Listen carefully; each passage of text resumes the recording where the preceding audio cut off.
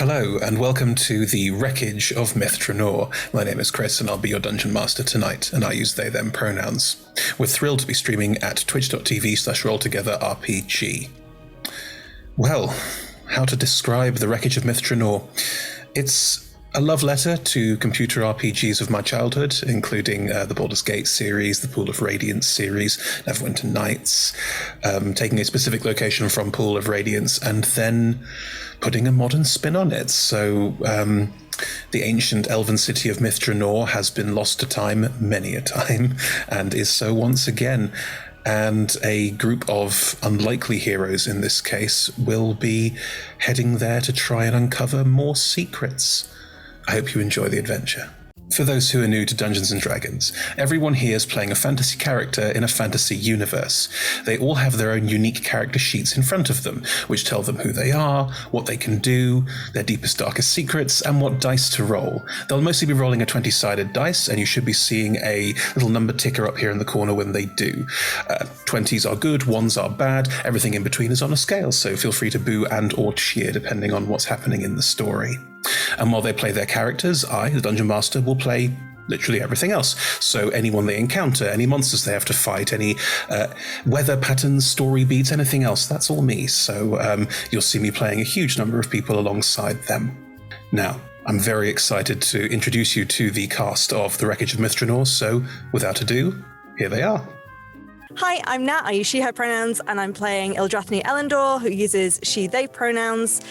Ildrathni is an elf, definitely not a Dhampir at all. No, mostly elf. And also a cleric and a little bit of paladin, and is currently traveling with a very, very ancient elf on a mission to go to the renowned city of Myth Drannor. Hi, I am Rebecca. I use she, her pronouns. I am playing Ava, who also uses she, her pronouns. Ava is an Azamar, warlock of the undead. She currently has a dead patron, stolen powers, a massive vendetta with her god, and the Wand of Orcus sending demons after her, so that's all fine. Some people say that she's evil, and I've no idea why. She just has a lot going on. Hi there, I'm Nate. I use he, him pronouns, and I get played by G, who also uses he, him pronouns.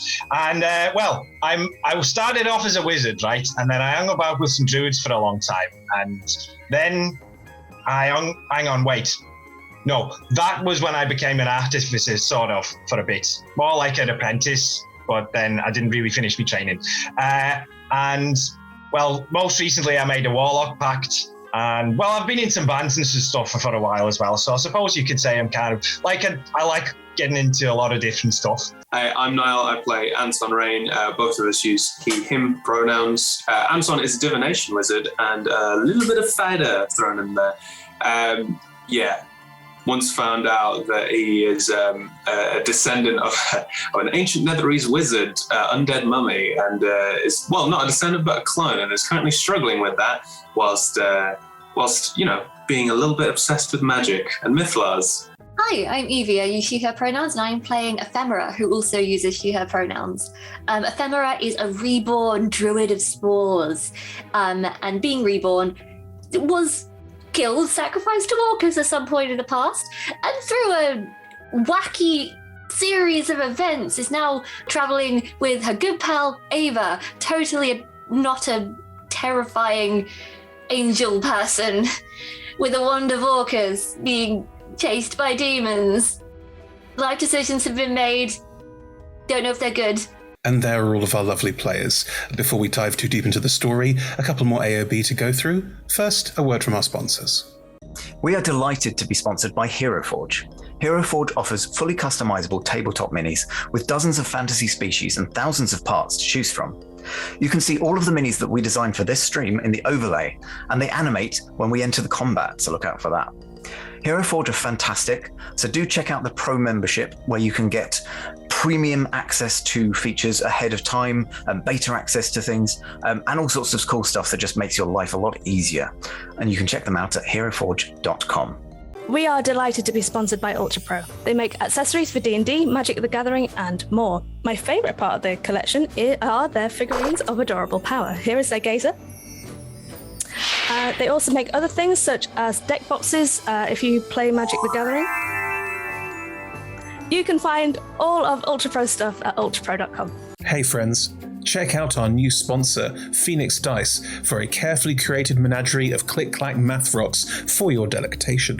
Check out their entire selection at phoenixdice.com, and just so you know, Phoenix Dice are all about living gloriously in the worlds of tabletop games and sustainably in this one, which means their dice are working to be recycled, their packaging is recycled, the dice are made of sustainable materials. It's all great stuff. You should definitely get involved. You can also join us today in chat with a chance to be in a raffle and win some Phoenix Dice of your own. Just put !dice into chat and you'll be in with a chance to win. We are proud to be sponsored by Alchemy RPG. Reimagine your gaming experience with Alchemy. They're focused on creating immersive, cinematic experiences everywhere you interact with tabletop role-playing games. Playing a game, creating a world, streaming, watching live games, discovering new content. Look at all the cool stuff that they are doing there. You can use environmental motion art, scene-based music, seamless character management to run your games over the internet, with upcoming features including homebrew content, streaming overlays, and spectator mode. So go and check out alchemyrpg.com. We're delighted to be supported by Idle Champions of the Forgotten Realms, a Dungeons & Dragons strategy video game that brings together D&D characters from novels, adventures, and multiple live streams into a single grand adventure. Select your heroes and formation and battle through waves of monsters for free on PC, phone, PlayStation, Xbox, and Nintendo Switch. You can pop exclamation code into chat for a free Electrum chest. We are also supported by Warriors of Waterdeep. Take your team of warriors on a quest spanning the Forgotten Realms, all on your mobile. Power up your teams with items, work with your guild to defeat hordes of enemies, and test your mettle in the arena. And to make all of that work, you need gems! As we frequently say, the hunt for gems is real. Pop !wow gems into chat for a link to collect free gems and get yourself that nice sword you've been looking at, or revive your heroes against a deadly foe. Download link !Warriors of Waterdeep in chat. We're delighted to be supported by Neverwinter. In Neverwinter, explore and defend one of the most beautiful cities from Dungeons & Dragons' Forgotten Realms campaign setting as it rises from the ashes of destruction. Epic stories, action combat, and classic role-playing await those heroes courageous enough to enter the fantastic world of Neverwinter. Neverwinter is completely free to play, so set yourself up an account today and pop !NW gift into chat for a link to a free gift. Check out our supporters at D&D Beyond, your guide to digital dirt and dirt. Make character sheets online, share them in a campaign, and track all of those tasty little stats in one easy place. You can use the Beyond app to track your characters on the go. You can also use their encounter tracker and archive monsters to run any smooth combat thing. You know what I'm saying. You're a DM. You've done this before. You know D&D Beyond is the place to go. You can also check out our character sheets with an ! characters in Twitch chat below. Check out our wonderful supporters, Elderwood Academy, who make beautiful bespoke gaming-themed gear, including hex chest dice boxes, spellbook deck boxes disguised as bespoke ancient arcane tomes, and scroll and codex dice tower and rolling tray pairings. Make your own with their online designer at elderwoodacademy.com. This stream will run for 3 hours, and there will be a roughly 5 to 10 minute break somewhere near the middle. We run shows on Monday, Tuesday, and Friday at 6 p.m. Greenwich Meridian / British Summertime, which is 10 a.m. Pacific Time, 1 p.m. Eastern Standard Time, 7 p.m. in mainland Europe, and 2 a.m. Tuesday morning in Japan and parts of Australia. On Mondays and Tuesdays, we run TTRPG streams for 3 hours. And on Fridays, we run our talk show, Talk Together, for 1 hour. Our TTRPG streams can be one-shots, 4, 6, 8, or 12 weeks long. You can always find our latest schedule at twitch.tv/rolltogetherrpg/ schedule. We are Roll Together RPG on all socials, so find us on Twitter, Instagram, Facebook, and even TikTok. Links in chat. Thank you to our D20 Club on Patreon. You can find a link in chat. Help us make our shows from just £1, $1, or $1 gold piece, and unlock more tiers by joining. Our D20 Club are fab. They've created a fan Discord for us. They've also made a wiki page for Roll Together. You can find that at rolltogether.fandom.com. Welcome to our podcast listeners. If you also would like to listen to us via podcast, you can search Roll Together RPG on your favourite podcast provider. If we're not there, let us know and we will add ourselves to that list. Finally, we play with a diverse group of players who play a diverse set of characters with wide-ranging sexual and gender identities. Our tables are trans and GNC positive, and we encourage and champion trans and GNC players and characters in our games. The DM and players may portray characters that are of a different gender to their own, and while we aim to avoid misgendering, we do acknowledge that it does sometimes happen, and have a company policy in place for correction should the need arise. If you think we've missed anything, please let us know. You can drop us an email at rolltogetherrpg@gmail.com or just pop something into chat. We're always open to hearing about how we can do things better. We use the TTRPG Safety Toolkit as part of play. If you put !safety into chat right now, there'll be a link to it, or you can ask us about it on any of our social medias. We're happy to share it. It is created by Lauren Bryant and Kiana Shaw, and is an absolutely excellent way to play safely at your tables, and we couldn't recommend it more. If you put !safety into chat as well, you'll also see a link to content warnings. This campaign does sometimes stray into the dark, especially party PvP, party and party conflict. So do check that out and see if there's anything there you'd like to avoid. Anyway, without further ado, here's the intro.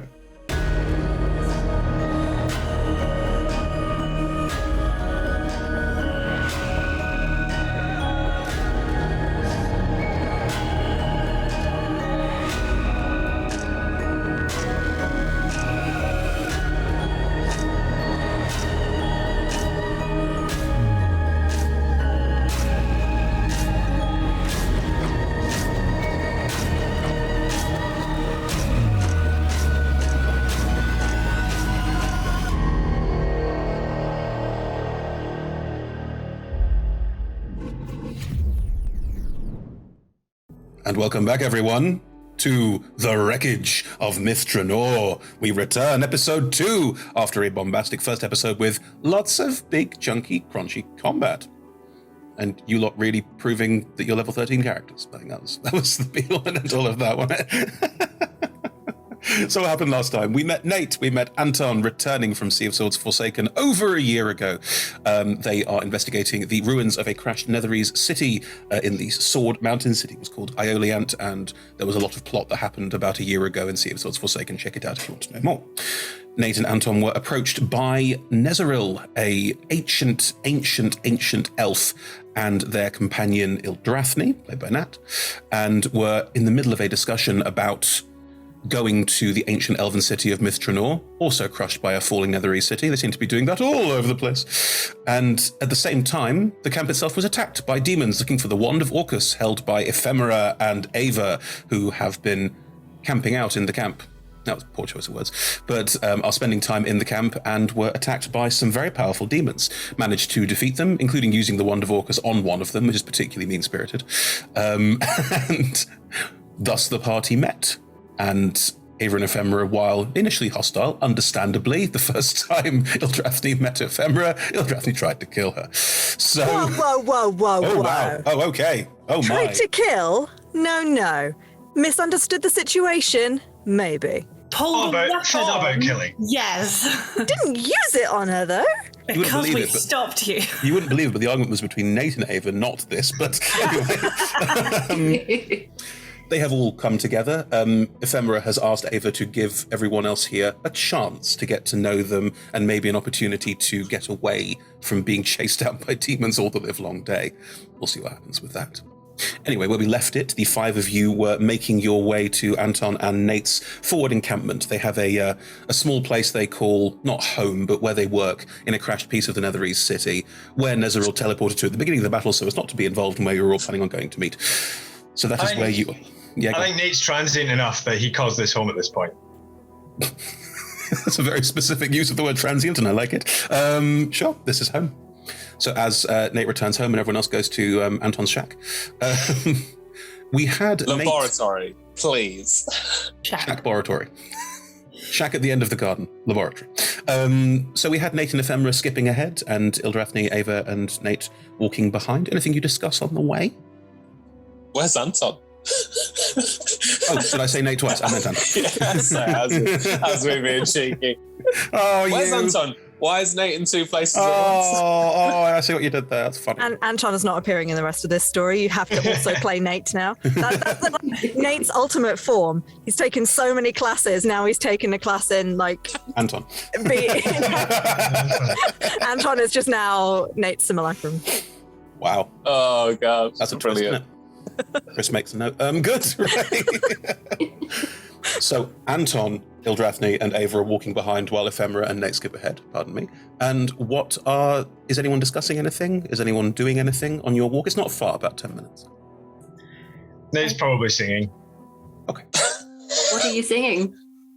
I don't know. Some sort of upbeat, folky type. Is it like a popular song, like one you? I don't think it's actually a song. It's maybe like a bit of a scat singing, not scat singing, but in my more head, it's Wellerman now. That is what you're saying. Is it evocative jazz scat? Is that what you're saying? Didn't think this through when I said it, but yeah, it's more of a dum-de-doo kind of. Gotcha.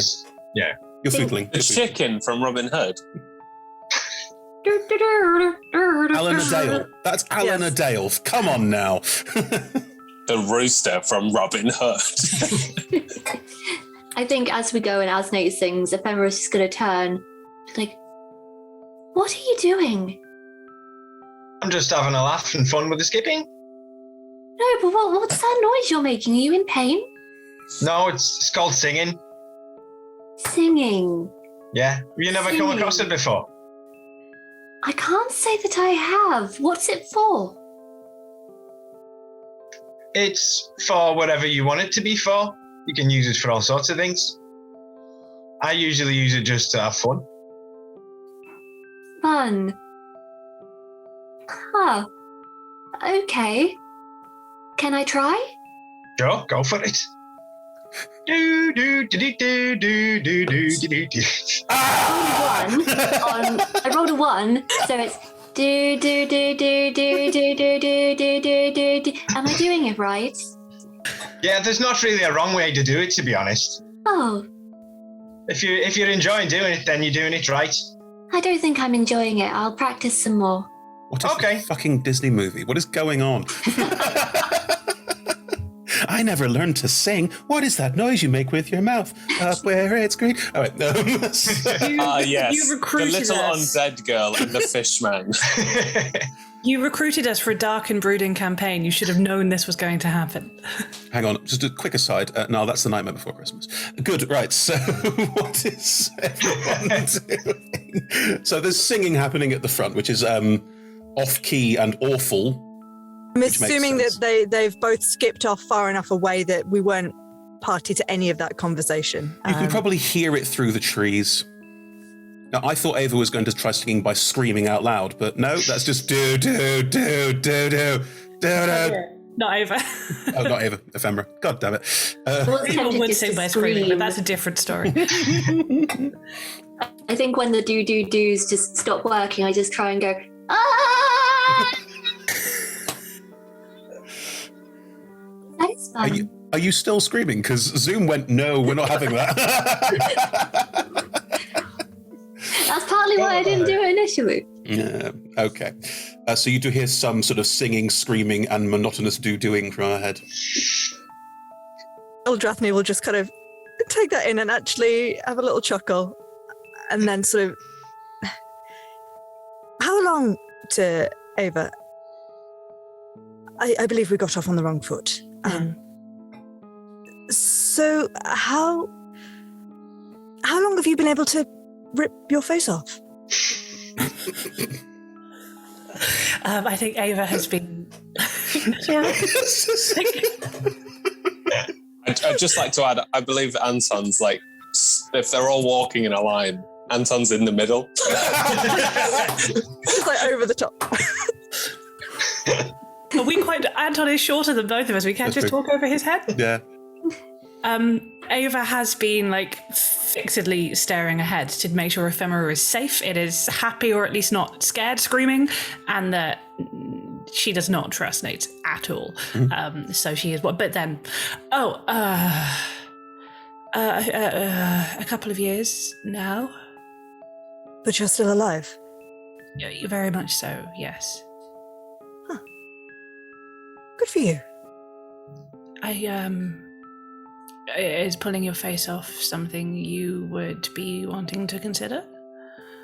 No, not something I've ever considered before. It's very impressive.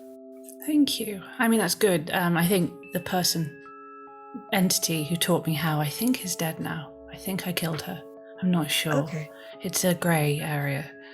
And we're happy about that? It was the optimum option in a specific instance, yes. Fair enough. And you, I believe I underestimated you as well. I apologize. You seem so young to be able to wield such power. That's to Anton. Oh, shit. Are you talking to me? Sorry. Thank you. I didn't realize you had underestimated me. I'll be perfectly honest. You came to me for help. So. I did not. Nezeril did. I'm merely here to protect Nezeril. Who is this? Are you mispronouncing Netheril or who? No. Excuse me. Nezeril is the reason that I am here, and the reason we were in the tent with Anton and Nate. We're on something of a mission. Right. While we're asking personal questions, have you always had the... No. This is a relatively new phenomenon. Still getting used to it. Didn't think it was that obvious, but I suppose heightened situations and all that. Yes. I wouldn't hide it. If, I'm making assumptions here, but if a powerful entity has made permanent body modifications without necessarily asking consent, the best we can do is just learn to embrace it. I had not considered that.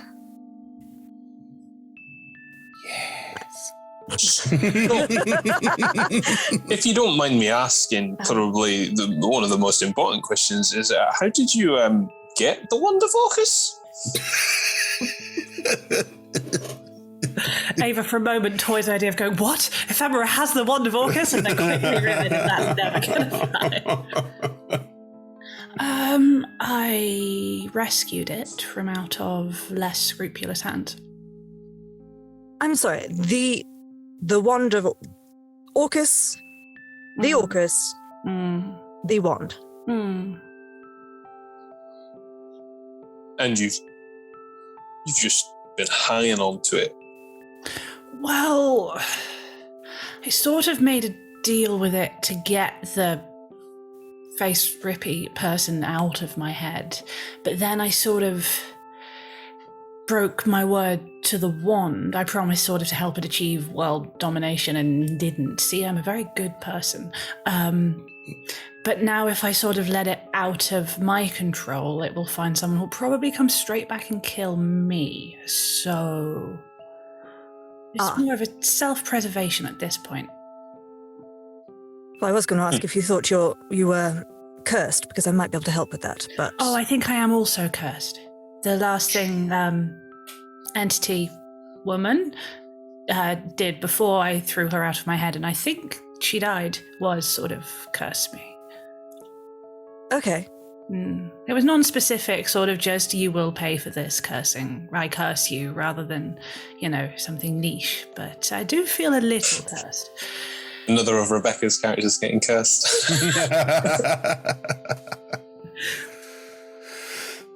Is anyone surprised? Anton's going to really look at Ava for a long time, just whilst you've been talking, and then he'll just sort of nod and keep walking. Did you get what you were looking for? Did you find what you were looking for? The laboratory's a bit further up, actually. he is being honest. He doesn't get what you're asking. I think Ava drops it. Okay. Nate, Ephemera, up ahead, you've already seen various bits of Netherese debris. Up ahead, the building, the surviving piece where the lab has been set up is visible ahead of you, and sat outside, idly humming to themselves, sat on a piece of debris and sort of looking around them is Nezeril. Just looks like an old person waiting for a bus. All safe and secure around here? Oh, you're back. Gosh, how long have you been gone? Few minutes. Ildrathna, you know that their memories can run through them at such a degree that they start reliving past lives, older lives, and in doing so sometimes lose track of time. Mm-hmm. So you've brought some new friends. Hello, I'm Nezeril, and Ava Ephemera, you see before you an ancient elf. They have large crescent moon cataracts in their eyes. Ava, roll me a history check.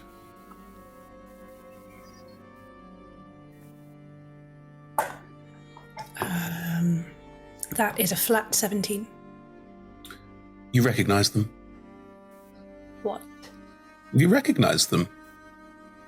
You think you saw them in Raven's Bluff at some point, potentially talking to some high priests. You're not sure. Oh dear. Ava will take... She is aiming for imperceptibly, but just a half step back to position herself behind Ildrathni. Mm-hmm. Just gonna roll. What's wrong with your eyes? Oh, I'm very old. How old? Oh, over 1,200 years old now. Don't know what to do with that information. Just kind of blinks and I didn't know that the world had been here that long. The world's been here much longer than you or I, my dear, but, well, new friends. New friends is always good. Friends is a strong word. Understood. Are they here for the same reason as we are, or is this an interlude? Oh, they're just here for dinner. Understood. Are we eating dinner? Well, there's going to be dinner. You can eat it if you want. Oh, thank you. You're more than welcome. I feel like dinner might be a little late, just because of the recent demon incursion. But we will probably eat in a few hours. But they seem to have a powerful magical item, the Wonder Vocus, and we're going to see if we can. Well, I have a few ideas from what you've told me, but I wanted to just sort of have a real think about how to solve both problems at once. Fascinating. They will look at both Ava and Ephemera again. The Wonder Vocus. I've seen some things in my time, but this pretty much takes the biscuit. Marvelous stuff. They don't look upset or annoyed. What they look like is, nice job. Like, that's the expression that comes across their face. It's like, well done. That's awesome. If we're worried about food and drink, I can always create some. That might be very useful for a lot of the people in the camp, actually. Oh. Well, I was just going to make it for us. Well, how much can you make? I don't know. Some. You can share my portion out. Don't know if one portion is going to be enough for a whole camp, but... but it's a lovely gesture. Oh, okay. So the idea that I had was basically, if this Mythalar and this Mythal have come together. Sorry, let me catch you up, Eva and Ephemera. We're hoping to go to a magical elven homeland of a friend here, Netheril. A Netherese city has crashed into it, and Myth Drannor has a Mythal, which is like a Mythalar, which kept the floating cities of Netheril up in the sky, but had a lot more different magical properties, and the two have basically collided and created a bubble where nothing can leave.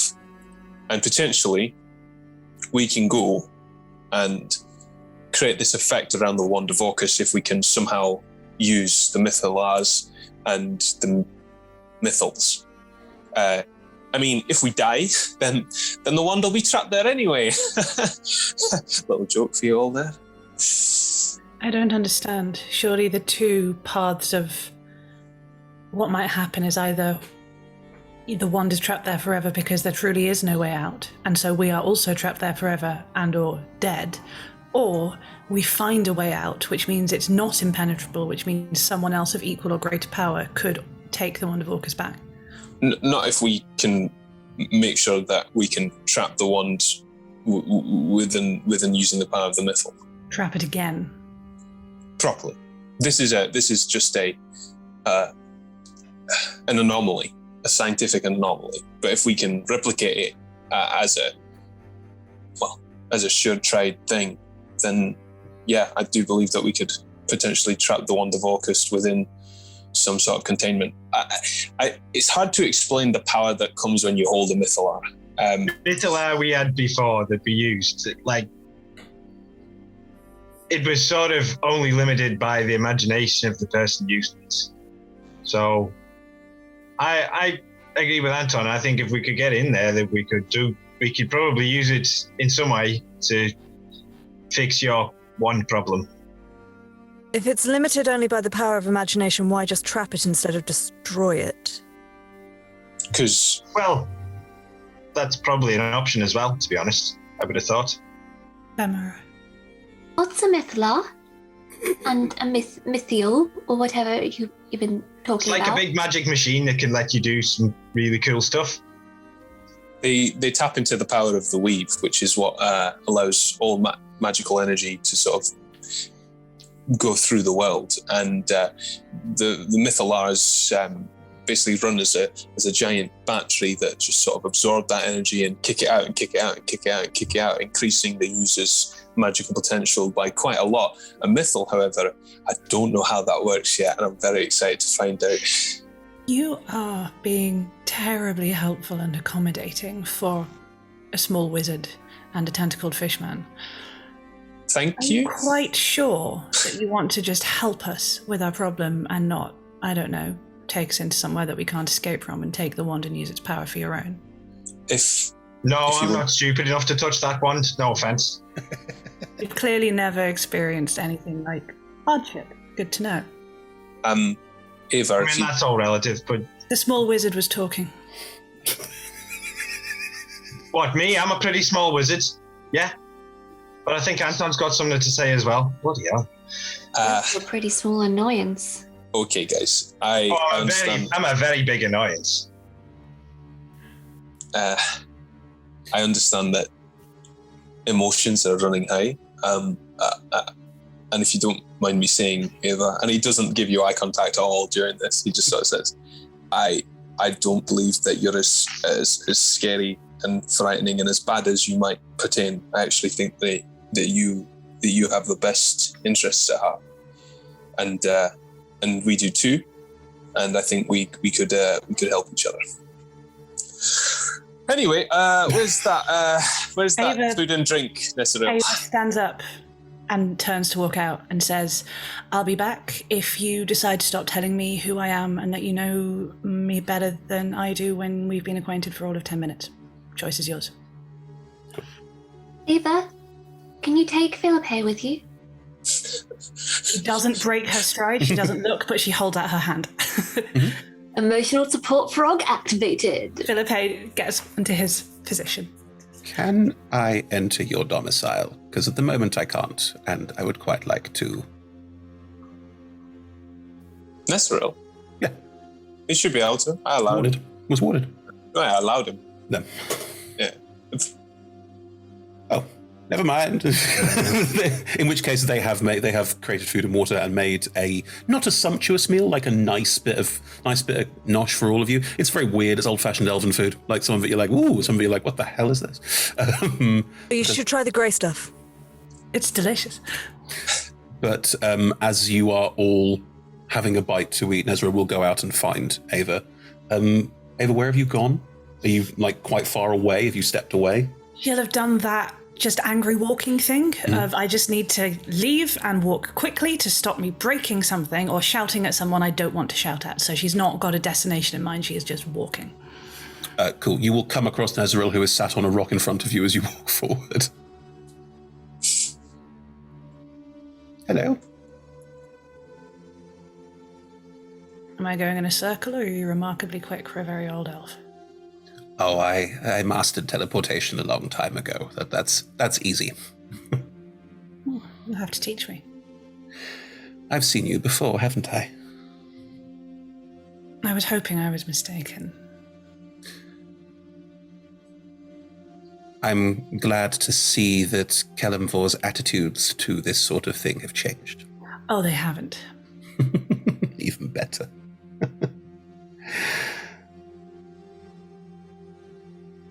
I'm not going to tell you what to do, because you're right.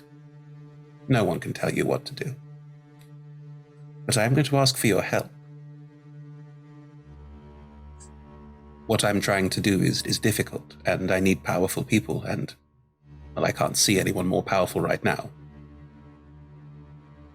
Ava looks around at the deserted space where it is just her. It's not quite the compliment I think you're intending, but... It is. The people back there are also powerful in their own way, but none of them carry a legendary artifact that comes with its own crosses to bear. I mean, theoretically, Ephemera does too. Interesting. But also, she does everything I tell her. They will sort of get up and their eyes glow briefly as they cast some magic, and look you sort of directly in the face. Huh. I suggest you tell me right now what it was you just did. You're attuned to it, but your friend is as well. We're a team. Fascinating. You are... I can pay you if that's what you want, or if there's something that you need, I can try and assist you with it, but I need people like you for this. It will be difficult. And between you and me, having someone there whose, shall we say, moral compass is based entirely around what you want is no bad thing. The others are very shiny. Yes. What was your business with Kelemvor? I spent my life researching mythalars, this, because I want something. And that something is to do with death. I can't be more specific, but understanding how other species perceive death was an important part of my study. Is it the sort of something to do with death that would make Kelemvor very, very unhappy? Shouldn't affect Kelemvor too directly, but if people take the example...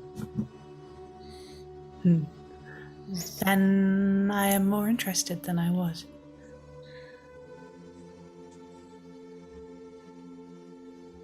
Their eyes glaze over slightly. They blink. Good. Where did you go?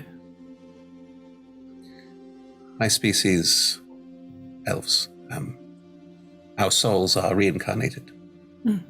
And I live my past, and I live my soul's past. Post-remembrance, we elves tend to start remembering things that culturally we shouldn't, but I do. And unlike some of my fellow elves, I embrace the knowledge I gain from it. I remember learning at the temple all the many different ways of death and undeath and rebirth. What was that memory? I know you're not meant to speak of it, but who am I going to tell? Watching a very wise king make a very poor choice. Do I know who they're referring to? Make me a history check. It's incredibly vague, so probably not. It's another flat 17. It is incredibly vague, but you are aware of many, many elven myths around kings making poor choices. The most famous being Corellin deciding to abandon and kick out the elves because of Lolth's machinations. Interesting. Very interesting. Okay. That's really good to know. I think we may be able to help each other. How attached are you to the Shiny Three? Ildrathni has been very good to me, and I feel a strong need to help. The other two are intelligent and useful. I must confess, I rather like them both too. They seem fun. I don't feel quite as consequent as you do, I feel, perhaps. I genuinely want these people to help me, and I genuinely think they can. I wouldn't want anyone to come to harm. I think we have an understanding. When you find what you're looking for, if you'd like some help in turning it to specific uses that would anger our mutual acquaintance, I would be interested. I thought you might. Now, would you like the fast route back to the camp? No, I feel like making an entrance. All right. They'll just stay sat on the rock. It's not moving anywhere.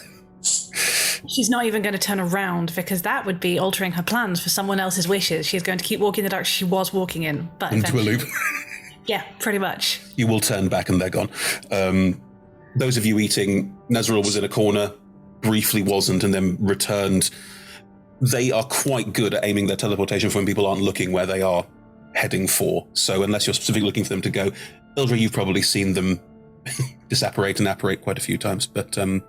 like Batman. Well, they use Dimension Door a lot, so there's quite a range on that, and they also have other teleportation spells. It's one of the things they specialize in. I'm assuming that your belief is that this is not a side quest, but would actually help with our current mission. Those two hold a legendary artifact that makes them very powerful. And we don't know what we're going to find inside Myth Drannor. An extra pair of hands, or 2 pairs of hands, or what's that? A quad of hands. Would be useful. I quite agree. I trust your judgment. There was a moment where I was wondering whether it would be a distraction, but if you believe that it would be useful, then fair enough. Might be, but frankly, Ildra, it's very rare to meet someone who carries a legendary artifact and has managed to retain some modicum of sanity, so that's always good. It's nice to believe that. It's nice to hear that you believe that she has that. Fair enough. I don't think it's there's mental fortitude there. I don't quite understand it fully yet, but there's a patronage and pact with something that is dead. And not dead as in undead, something that is gone, and yet she still draws power. That's remarkable. And I like agree. Remarkable people, much like yourself. I see it too. Look at this one, points at Anton, clearly remarkable. And this one, points at Nate, also. Both in very different ways, but I feel like this conversation is not as subtle as, as we thought it might be. Like that one over there. And looks at Ephemera and goes, and there's something there too. It's an interesting group. It's good. Maybe it'll be Something enough. there. Not remarkable. Something there. I think you're very remarkable. I mean, they remarked on it, so I guess it was remarkable. That is a great point. Are you always such people pleasers? No. Are you always so shiny? I mean, it comes with being a fish person, so yeah. No, not. I'm covered in oil. Gross. Metaphorically.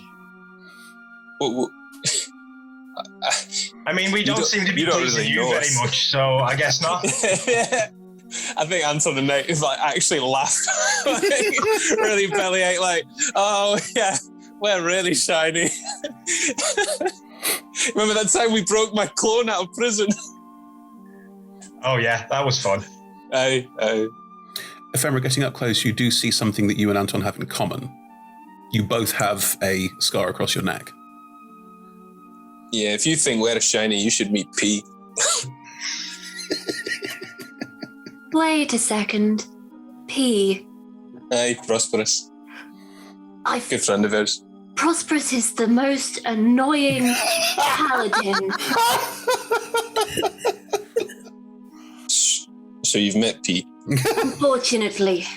Oh, well, aye. I think Anton does scratch his neck a little. You know Prosperous? Aye, yeah. P helped us, fell this city. Yeah, we probably wouldn't be here if it wasn't for P. We don't know that. That's why I said probably. Thank you. Would you say that you're friends? Yeah, I'd say so. Oh, great. You didn't have a similar experience?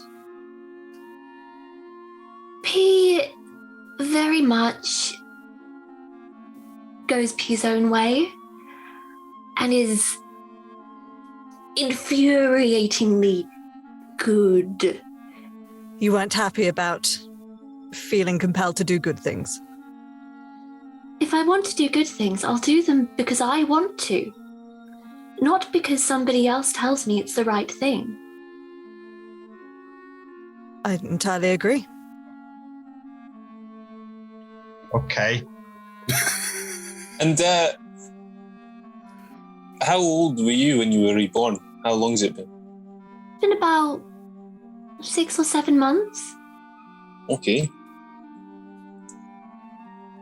I believe I was in my 20s or late teens when I died. But that was about 10 years ago now. Gosh, that long. Do you remember anything from before? Bits and pieces. My name was Jessie, and I met my parents. But you can't go backwards. You just have to keep forwards. I agree. But yes, that's all I'll say for now. You don't need a trauma dump. Enjoy your meal. Ephemera doesn't eat. No.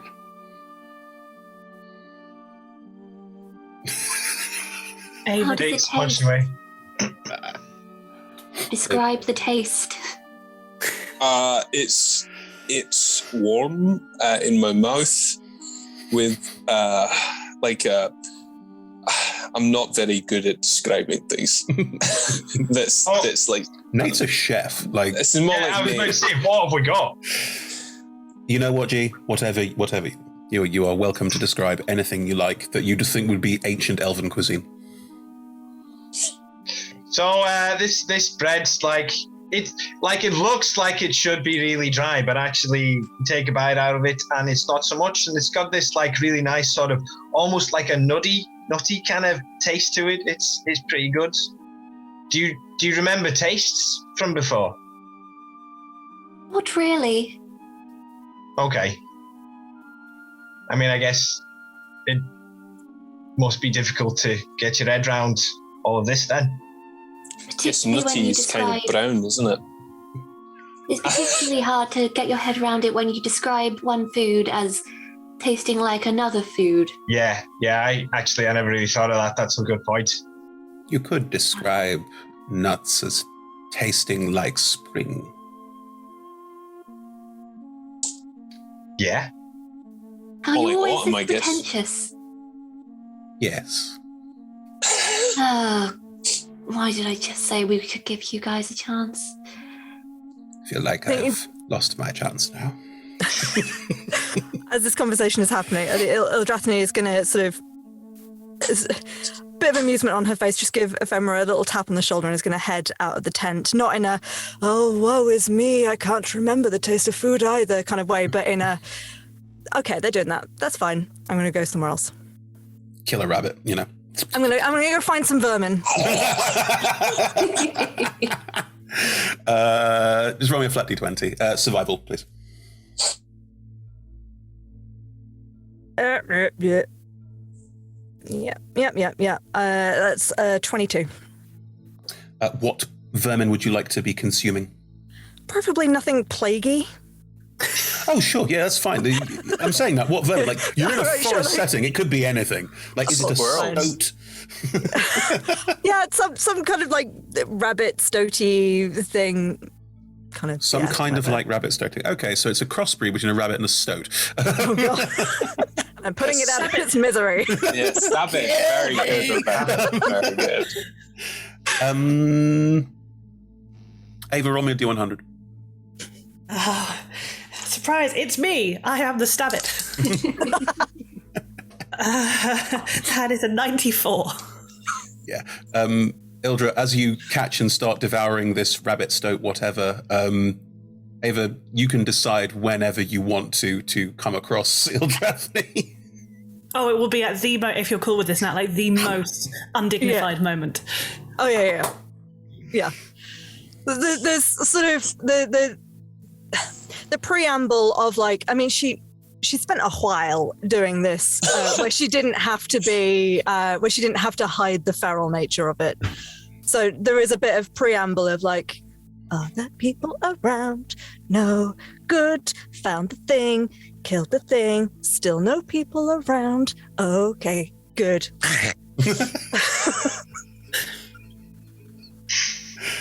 So right at the...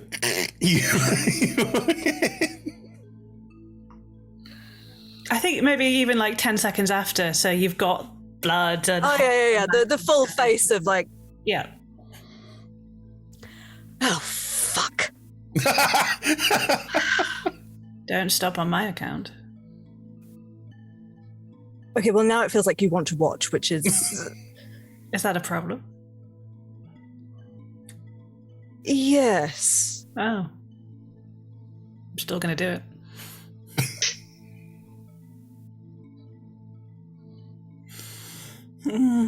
Try anything once. Ava will just dip like a little finger just in some of the blood and... It's metallic. It's... There's a kind of earthy dunginess to it as well, and also there's a slight puckering on your tongue because the way the blood interacts with other blood. Interesting. Just a croak on your shoulder. This Philippe is just like, I hold out my finger to Philippe. Just a little blip. Evie, how does Philippe feel about eating blood? It can't be the first time. It feels it's a comfort food. It's comforting. Yeah, you just get the Philippe doing a little blep every now and again. I can try and catch another if the toad is interested, but... It's a tiny bleb, not toad going, going to town. Feral toad. His name is Philippe. We keep him Hello, alive, Philippe. or Ephemera would be sad. Fair enough. Does he try to not be alive? Well, he stays with us, which does suggest some kind of a death wish. Right. Is that our future as well, is it? Oh. I mean, The small and the squishy. Nate and Anton seem to have their own brand of death wish of being infuriating until they're murdered, but you seem a little more... Already died. How was that? Not pleasant. I've heard. Do you regret being brought back?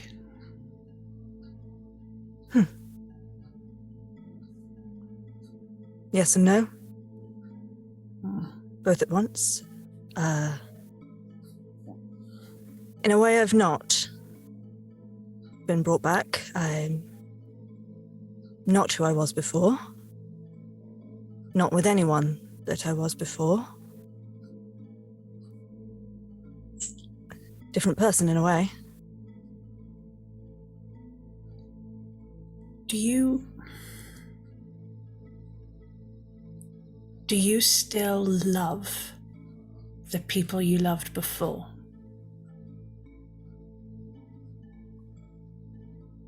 Yes. Good. You believe Love after life, surely. Waiting for Nat to drop the bombshell I know's in Matt's backstory. Good, right. Right. Are you both... Sorry.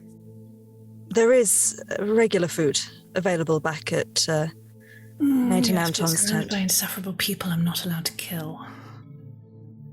I can try and sneak some out for you if you like. I'm not very stealthy. I'm not a sort of sneaking sort of person, but thank you. Rip your face off again and just walk straight in there. I'm sure they'll be so tripping over themselves to not bat an eyelid that... I mean, that was what I was considering, because either they will be afraid or they'll be pretending very hard to not be afraid, and both of them sound quite funny. You know, I think there's more to the two of them than I've literally only known them but half an hour. Lucky you. I do think there's more to them than meets the eye, and Nezeril certainly seems to think so. From my experience, men are only that brash and overconfident, either when there's absolutely nothing there, or when there's something there that's more interesting. And we've seen them fight. I'm hoping it's the latter. Well, I'm stuck with them regardless for the next foreseeable future, so... Well... Do you want to find out together? Sounds good. And, I may have... This is not an apology, I would do it again. But I may have reacted a little too hastily to your possibly reflexive reaction of being startled by Ephemera. She does make quite a first impression. I also may have acted too quickly. I was going to apologize to her, and then I got this certain feeling that actually I feel like it needs to be worded in a certain way for her to actually accept it. I think you are correct. Yes, she is ferociously, terrifyingly capable and powerful beneath the very sweet outer shell, so an apology that goes, I didn't realize you were actually completely harmless would not be good. Oh, no, that was not my intention at all. But yes, I think probably just an awareness that if you do it again, we'll know it's intentional.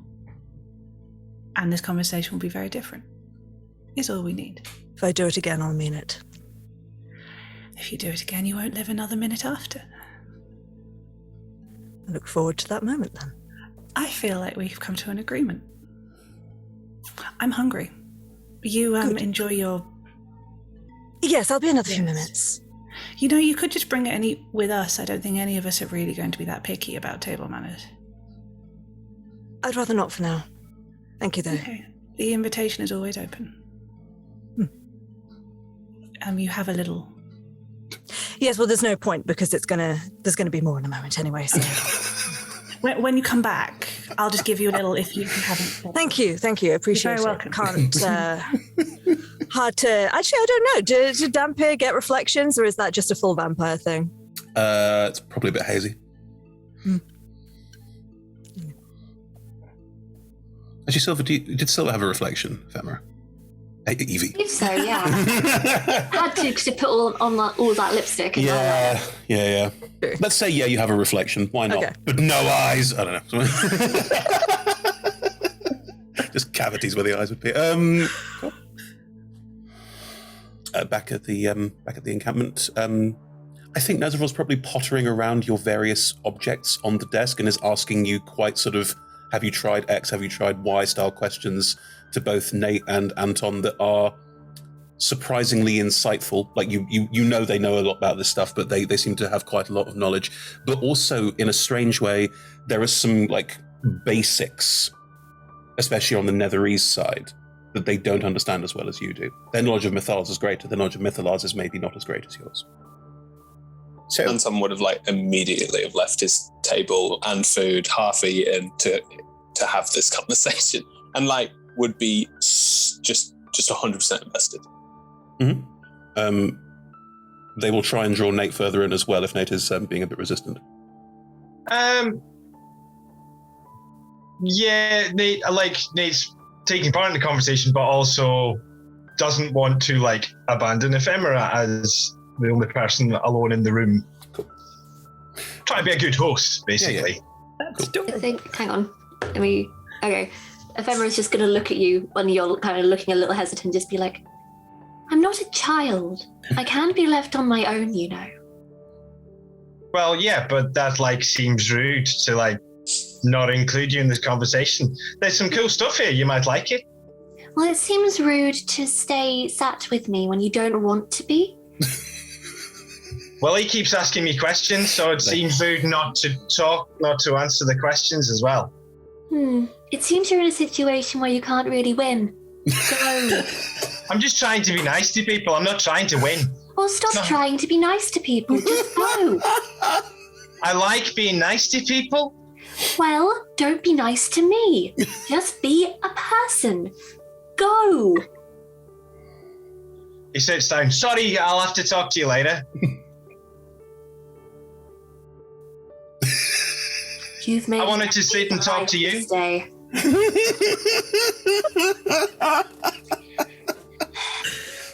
Do you like being on your own? Sometimes.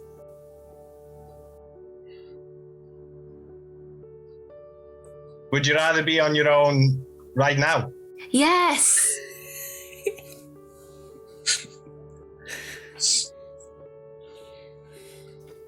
All right, I'll see you later then. Walks off and walks off.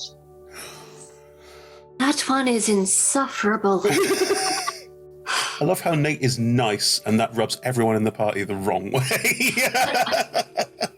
I've not had He is the friendliest, most accepting person you will ever come across. Yeah, but these four are all nightmares. And he will accept them for it. Including Nezeril, these five are all nightmares. Good, right. Cool, if... Anton likes Nate. So I made that very clear. Me and Anton have a very lovely relationship. If Ava and Ildra return, once everyone is fed, and you can all take the effects of a short rest if you want. Yay. I'd also like to say that as soon as Ava enters the tent, Ephemera will just run over and give her a hug. Oh, I forget we do this. What is this awful thing you are doing? Sorry, I know you don't like that. I just missed you. Ephemera was gone for maybe 20 minutes? Yes, but I was left alone with them. I didn't think of that. I'm so sorry. Are you all right? A little emotionally damaged. People have been nice to me. It's weird. Oh, I'm so sorry. Oh, thank you. Also, I think Prosperous might have tried to kill the one with the beard. What?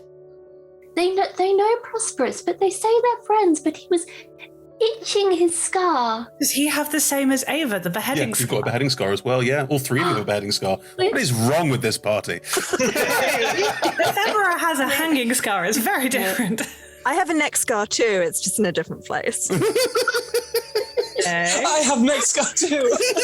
Team neck. I mean, Nick's got gills, so he's got like openings on his neck. The vampire bite and the gills are probably similar, actually, in many ways. Team neck hole. I mean, I suddenly feel rather warmer towards them if they too have dealt with the infuriating ball of positivity that is Prosperous. Right, but they still describe themselves as friends. Well, I think one has to be exceptionally strong-minded to hold out against such unrelenting goodness. So, those of a lesser mental fortitude would fall to it at some point. Think of, what was his name? Evil's hard. The interesting bard in all the sort of patchwork leathers. Fiorica. He seemed to have some promise to begin with, and then a little longer with Prosperous, and suddenly he was going, oh no, mass murder. Oh. Well, let's see how these guys pan out, I suppose. If everyone's come together. And you've all taken the effects of a short rest. Nazaril will pipe up. Right, well, if we're all together in this, then are we good to go? I can get us there immediately. That may seem somewhat abrupt, I'm sorry. Oh, yeah. I mean, I'm always sort of just got all my stuff on me, so yeah. But can I just be very precise? When you say get us there, are we going straight into the place it is impossible to leave again? Not quite. Okay, then let's go. We can't arrive specifically inside the Mythalar barrier. That is teleportation inside and out is impossible. It will require some of my spellcasting to get us through the barrier. But I can get us very close. There's a Shrine of Mystra very close to Myth Drannor that is outside the city walls, near the Polyandrium, the graveyard. But I can get us there, and from there it is but a short walk, and we should be able to get inside relatively quickly. I know, Ephemera doesn't need to eat, and I haven't seen you eat anything, Eva, or you, Ildrathni, but why is no one eating? Ava will have in the last, since she's been, she will have just, yeah. But I do know that we do have someone who can obviously create food and water, but I would like to be a bit prepared just in case we, get separated. So I'm going to go get some rations from the camp, but otherwise I'll be good to go. Give me 10 minutes and I'll just whip up a potion. We could always depart first thing in the morning if that were easier, if you needed time to collect yourselves. Makes no difference to me. I'm ready to go. All right.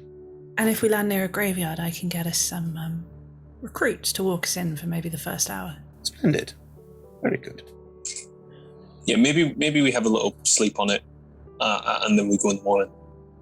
If you would prefer. I don't think it's first going... light. I don't think it's going anywhere. Well, yes, of course. I would actually like to... tired, then. If we had a little sleep, then I might have time to have a think about your situation, and see if there's anything I might be able to do about it. Curse-wise. Oh. I mean, it's not really bothering me, it's just a demon horde, but, Correct me if I'm wrong, this location is warded, correct, Anton? Aye. Are those your wards or Nate's wards? They're mine. Right. Does that include a divination blocker? Mm-hmm.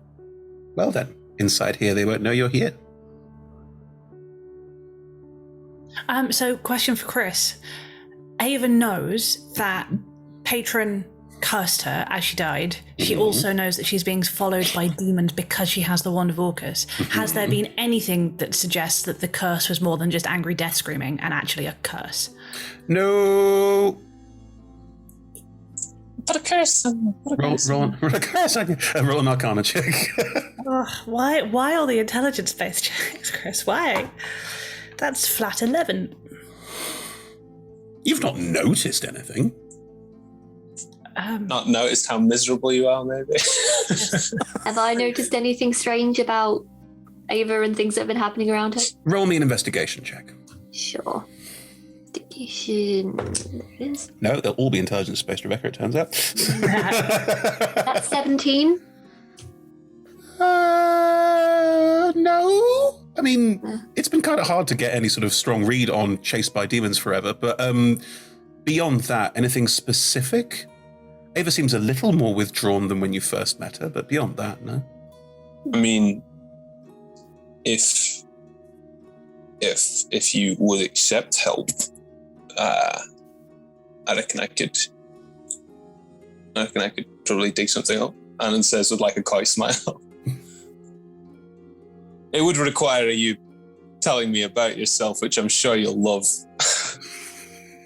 Let's roll a check and see how we feel about that. What kind of check are we rolling? Wisdom I don't know. save? Accept help. Because on the one hand, I do not want to accept help from Anton or Eldrathni. On the other hand, I might be cursed. On the other hand, I don't want to metagame. What check am I rolling? Okay, from my perspective, what I would roll this as, and it's up to you, you don't have to roll this is my suggestion. Charisma is the stat I tend to use, not just for how pretty is my character, but also how self-confident they are and how self-aware they are.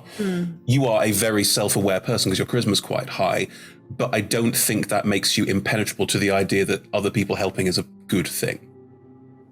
People with high charisma can be fully aware that they might need help sometime. So I'd roll a charisma check, I'd roll a charisma save, and if it's high, you let them help. Okay, I have a plus 10 to charisma, but if it's okay, I'm going to roll at disadvantage because I hate you.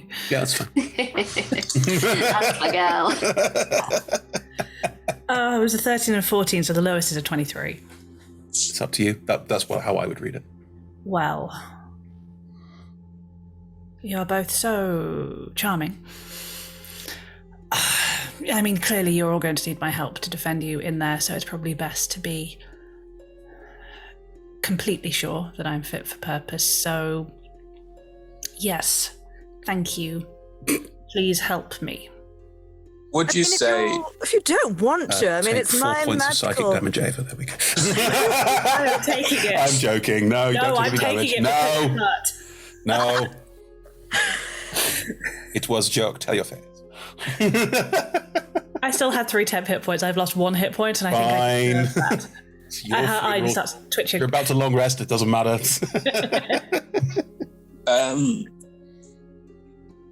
Would you say that a curse is an object? No. Okay. That's in it. Well, what I'm going to need to do is know your name, know what cursed you, and then I'll probably just sit by myself for a long time and see if anything comes up. So yeah, it's probably a good thing that we're waiting till the morning. I mean, both those questions are less than straightforward to answer. Honestly, I just need your full name, and I just need whatever cursed you's full name. I don't have whatever cursed me's full name. I never knew it. All right, well, the start, I guess. Nothing at all? I know she was a what check? History. Why? Because you're thinking about things. 10. You know everything that you, Rebecca, know. Beyond that, you haven't put anything further together in character. I know she was some kind of devil, with quite a pond slime aesthetic, and liked to cause trouble. Location where you met them? Temple of Kellenvar at Ravensbluff. Mm-hmm.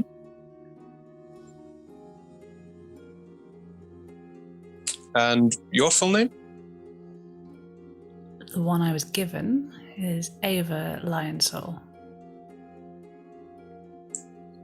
And the one you've taken? No, that's I don't use the second half. It is a moniker of Kellenvar's. Cool. I'm gonna is like rigid with absolute. This is horrible. I hate this. I haven't answered these questions to anyone, let alone this little cocky shitbag. And Anton's not got enough charisma to even try to pretend like he's not enjoying it. I mean, this all seems a lot. Like I said, if we had a chance to rest, I might be able to... It's been a while since I've done it, so I need to have a little think about it, but it's possible I might be able to solve it rather quicker. You want to remove a curse? Is that right? You want to remove a curse? I mean, correct me if I'm wrong, Chris. I've never used it before, but it sounds like Greater Restoration would do this. There's also a third level spell called Remove Curse, and you are a high enough level cleric. You could use that spell slot instead of Greater Restoration to cure a curse, if Ava's even cursed at all. I have a question. Mm-hmm.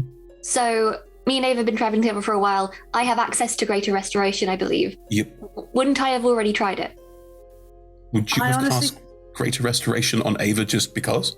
Well, if Ava had asked and talked about it, then I went, nah, okay, fair enough. I think it's because we've been on the run, and I think probably the second every time we sit down to be like, so, about that thing where I tried to kill you because I was being used as a puppet, there's been another demon attack, and also, misguidedly, Ava tries to protect you from the bad stuff, so I don't think she'd have told you that she needed help.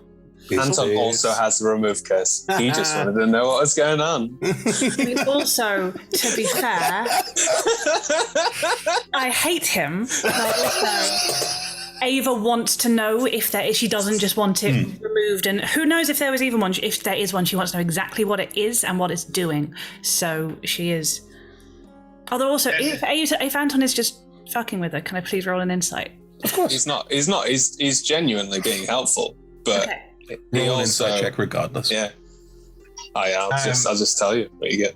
And can I roll a history to see if from what Ava's just said, can I work out about you of all people? Yeah. On insight. What was that on insight, sorry? 16. 16 on insight now. Anton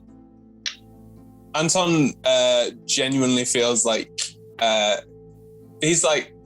he's trying to help you, and he's enjoying the humility that's coming with you having to share stuff about your life, and that you clearly don't like it. And he thinks it's probably a bit good for you that you're doing something that you don't really like. Oh, why? Quick, Nate, what did you roll on that history check? 16. Nah. You are aware of devils that have a hag-like countenance. They're called night hags. You are aware that night hags and hags in general, pondy, scummy water, sure. Like, it's not like a definite tick box. Beyond that, your specific knowledge of fiends and hags is not good enough to know anything more than that. But it's not unfeasible. Maybe you could say that to diffuse the tension. Yeah. It sounds like someone like maybe a bit haggy. Like, living in water, hag, witch eater types. Hag was the vibe I got. Yeah, I met one of them once. They were a dick. She was remarkably unpleasant. Much like that thing you do with your fish. Beautiful. No, that's a good point. I should make it mine. It still looks like her. I want it to look like me. I'll think about that for next time. Thank you. That's very helpful. I try to. Now, would Anton like to roll a history check with that information before casting anything to try and work out what's going on? Or would you rather cast things? Well, I can just cast Legend Lore at will, so... You can, it's true. Why bother? Why bother remember when I could just find out? Legend Lore can be obtuse. Legend Lore is notably obtuse. It is couched in mystery. Yeah. And also, don't forget, you cast Legend Lore by tapping into the side of you don't want to tap into. Anton's he's a bit okay with this now. He's been doing it for long enough. Oh, are you sure? Are you sure? I will say, it depends on what it brings out. Yeah, when you Legend Lore, all of that stuff we were talking about, all of that backstory stuff that's on his mind comes out to the fore. That's all I'll say. It's up to you what you want to do. Well, maybe he hasn't done it. Maybe he hasn't done it yet. Oh, intriguing. Okay. So the more information you already have, the more precise and detailed information you receive. Correct. And he would know that. because he's Legend Lord before. Mm-hmm. So yeah, he probably genuinely thinks that this is going to be an easy night, just Legend Loring until he goes to bed. Couple of hours, do you know what I mean? 6 spells. Boom. Yeah, he'll be like, that's great, thank you. And he'll then take his crystal ball, head into the camp, get some food, and then go to bed. Well, go to work. Head into the camp to get rations and stuff. Right. So while Anton's doing all that business and before I ruin Nar's morning, Nat, is anything you want to do? Anything anyone wants to do as part of during this long rest, having a break, having a sit down? Ildra doesn't need to sleep, so we'll spend some time. Now, I'm assuming that this tent is not really big enough for everyone to sleep It's not so much a tent as it is broken pieces of quite a large room with some drape hung over it for cover. It's more than big enough for 6, easily. Okay, fine. I mean, Nezeril also doesn't really sleep. Yeah. And neither does Ephemera. I think regardless, just because she doesn't want to disturb others, at some point she will head out somewhere nearby, so it's not too far in case trouble happens, but she will head out and spend some time going over their armor, taking it off, and it's quite ritualistic, piece by piece, going over it, casting mending on anything, any little nicks, any little knocks and scratches, and polishing it as well, but the slow way. With care, and she also she sings quietly, but the sort of faint strain of something a little bit operatic as she's doing it and working the metal, and like she does every time, eventually as she gets to the shield, she'll kind of look at it and leave it be. The symbol on the front being scratched and scuffed. Yeah. Yep. Good. If the singing carries, can Ephemera kind of seek out Ildrafni and just kind of comes to the fore and just kind of looks while you're singing, just with a kind of dreamy look?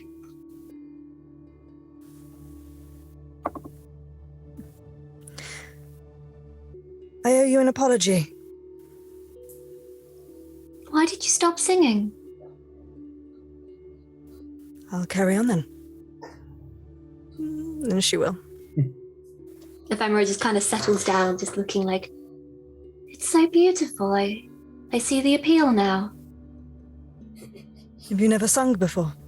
Ildra, is the operatic piece, is it religious? Is it based, or is it secular? Yeah. No, it's not one from a religious practice. It's Cool. It's popular tunes. Popular opera. It's Gilbert But Sullivan. yeah, opera. Yeah. Pop up. Pop up. If I'm Probably a bit more. It's probably a bit more dramatic than Gilbert. It's probably more Mozart-y, Wagner. Yeah, It's like Carmen. Yeah. Lovely. Okay. Have you never done it before? I only learnt about it today from Nate, but that was different. I found it a little vulgar. Right. Well, everyone has their own opinion about what they like and don't. You like pointing hammers at people. Only when I think that they're going to be... No, I'm going to word that differently. Only when I'm mistaken. So you are admitting to having poor judgment? In that moment, yes. And I apologize for it. And in future moments? I'll do my best not to. Okay. It's not an excuse, but by way of an explanation, sometimes I can sense the presence of demons, celestials, undead to a certain range. And as soon as we heard that something was going on, I reached out, noticed that were a range of demons and undead heading our way, without being able to physically see them, walked out of the tent and you were the first thing I saw, and you seemed to be connected to them somehow. I made a mistake, in how that connection exists, but now I know. I understand. I guess it's best just to take this as a learning experience and make sure you don't repeat the mistake. I intend not to. Good. You seem to be getting along well with Ava. Yes. We seem to, well, we have an accord. I believe. I hope so. That's a good step. Ava doesn't have an accord with many people. She does with you, though. She does. She's like a big sister. She's my best friend. And I just want her to be happy. And she does seem to have a bit more spirit when she's spoken to you, so... Oh. Fair enough. Well, I'm pleased that you have each other. Me too. I hope you'll sing again for me sometime. Maybe at some point you can sing for me.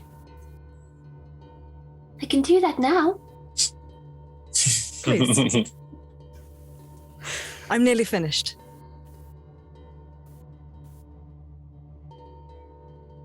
Okay. And Ephemera is going to try her best to imitate the operatic style. What do I have? A performance? Oh, not bad, actually. Maybe you catch one of those clear crystal notes and sort of get it through. And you can probably all hear this sort of slightly reedy, because not a voice used to singing, voice, quite a clear note passing through the night. It's probably quite haunting. Does Ephemera breathe? Doesn't have to, no. Doesn't have to. And singing's gonna be weird. Neither does Eldrathni. Oh, that's all kinds of weird. Mm-hmm. I bet you still breathe just out of habit. But I was literally about to say, when I came back, I hid myself from the world for some time. But it was one of the things I discovered I could still do.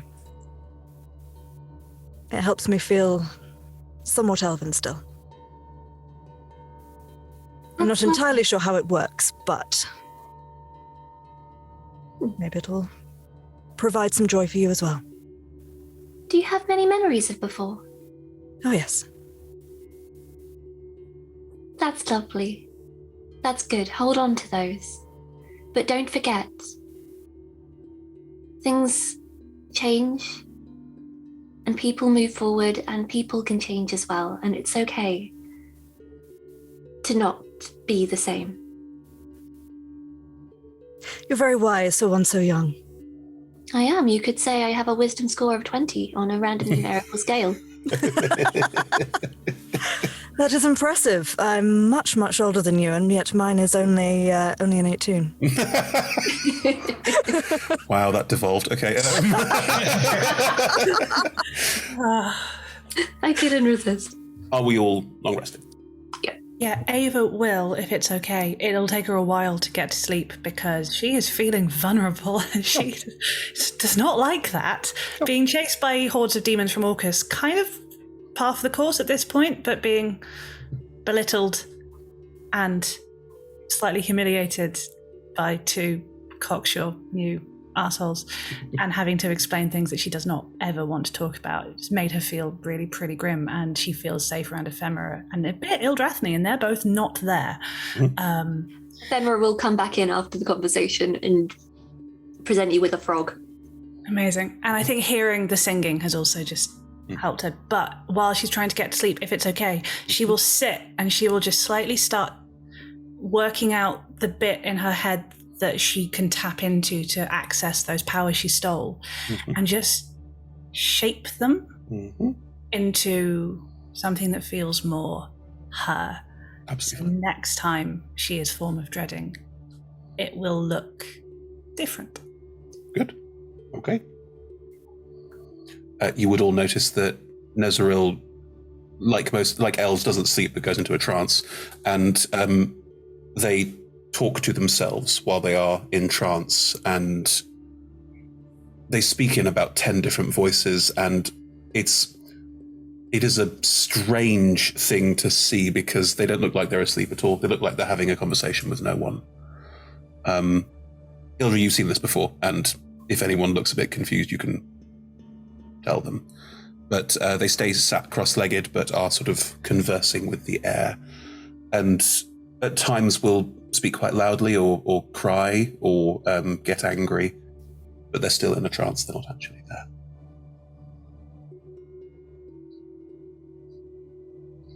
One last little thing I wanted to do as part of the bit with ephemera, actually, is just as she's about to go.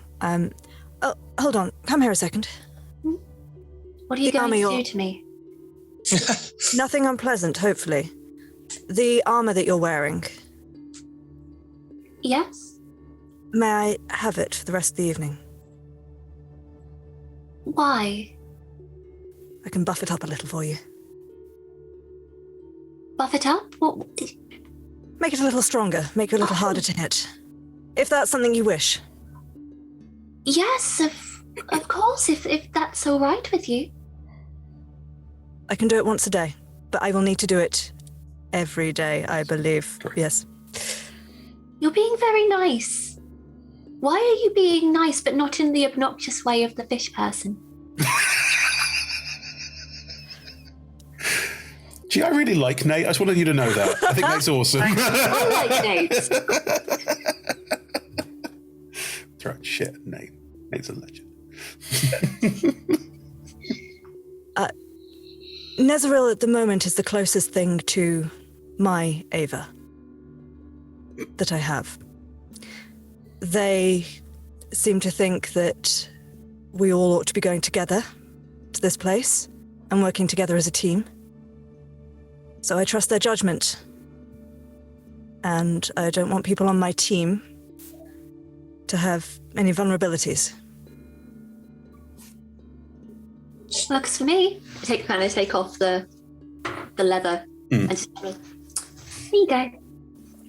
Cool. Thank you. So I will, over the course of that long rest, use Blessings of the Forge, so you get a +1 to your armor.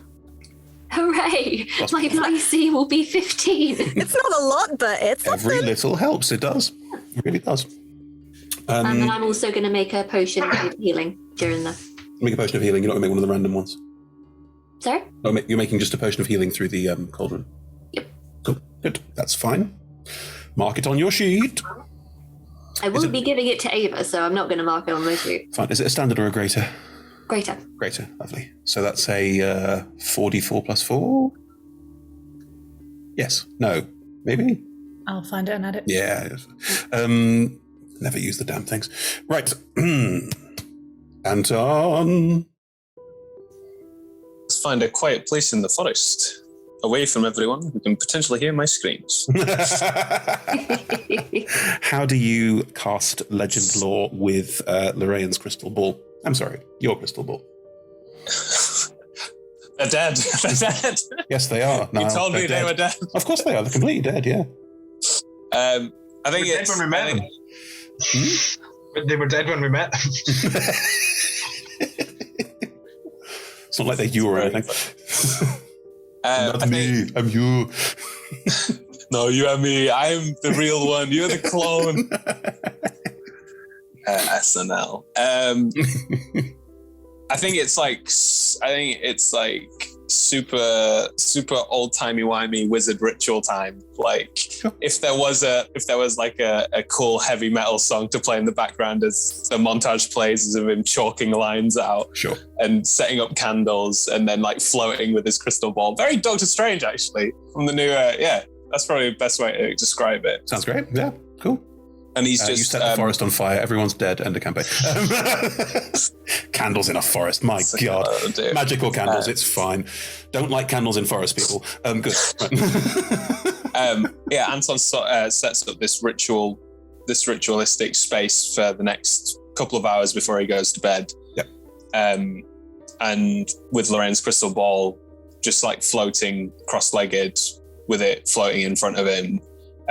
His eyes open purple and blue, and the orb starts to move like that as well. The images will play out in the orb, but Anton won't see them. He'll see them through his own eyes.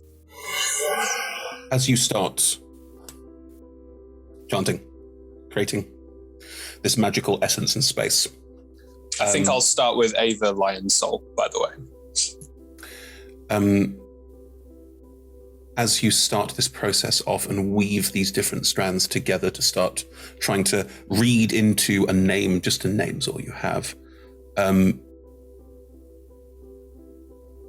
you see yourself. But is it you? You're not sure. It could be you. But when you look in a mirror, do you see you? Or do you see someone else? How's Anton come to terms with knowing that A, he's a clone, and B, that he's a clone of a mummy of an ancient Netherese wizard? Like, there's a lot of baggage there. How does Anton feel about all of that? Well, he's been working. He's not had to think about it.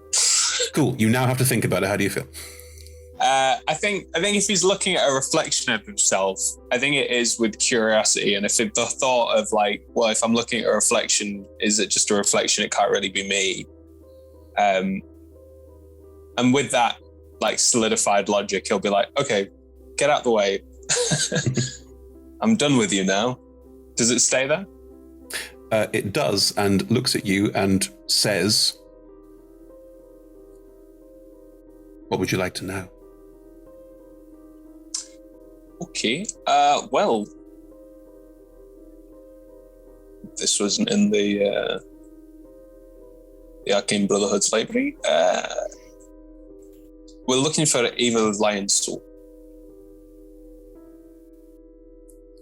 Eva Lion's Soul is... I'll have to think about that. Give me a second. Okay, here's a couple of thoughts. And you will see a large castle temple complex. You probably wouldn't recognize it unless you were very well read in history or very well read in religion, which I don't think Anton really is. But he's going to assume this is the Temple of Kalendor. Probably. In Raven's Bluff. Almost certainly, yes. You see an image of it. You know it's an image. You see it as an image, not as being actually there. And it is rent and torn in front of your eyes, quite brutally. Mm-hmm. There is a scream, male.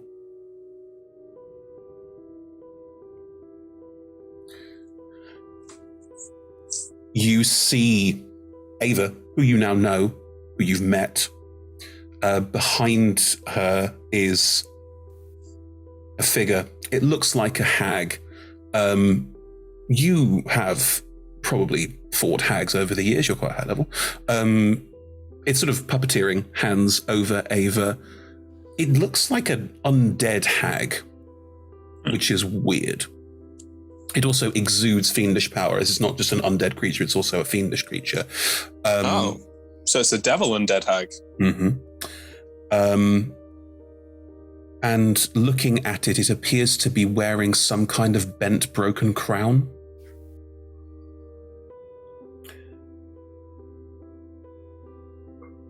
It then dissipates like it's a ghost and just starts to phase out. And the wand appears in front of Ava.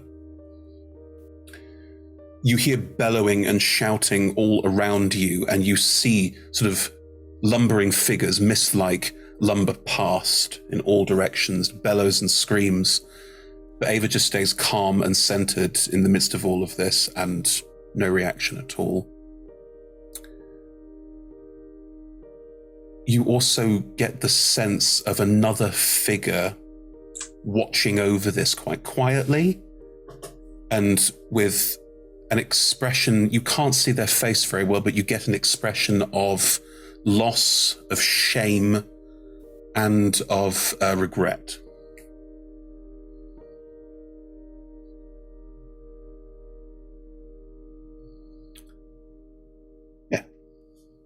Your vision ends. Can I roll a history check on... The other Anton is still there and watching you now. Cool. Can I discuss with Anton in my own mind? Of course you can. It's do you remember, isn't it? Yeah. I guess, could I roll a history check to see if I remember anything about a hag with a crown? Sure. Like, fiendish hag with a crown?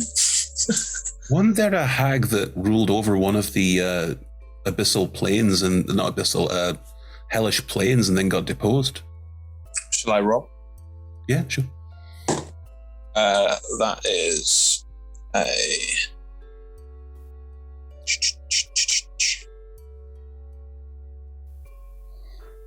26. Yeah.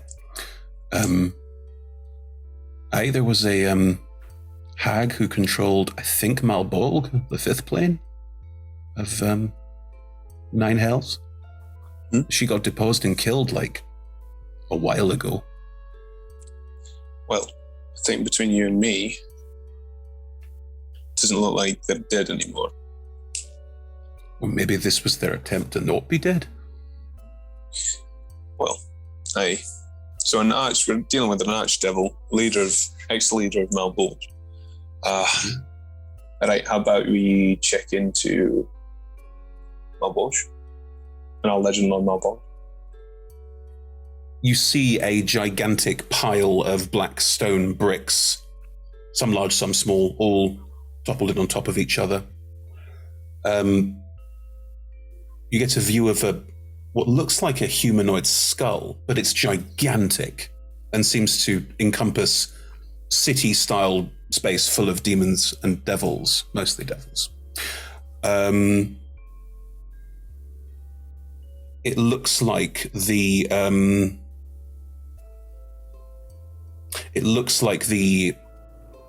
skull itself could be a hag skull enlarged on a dramatic scale.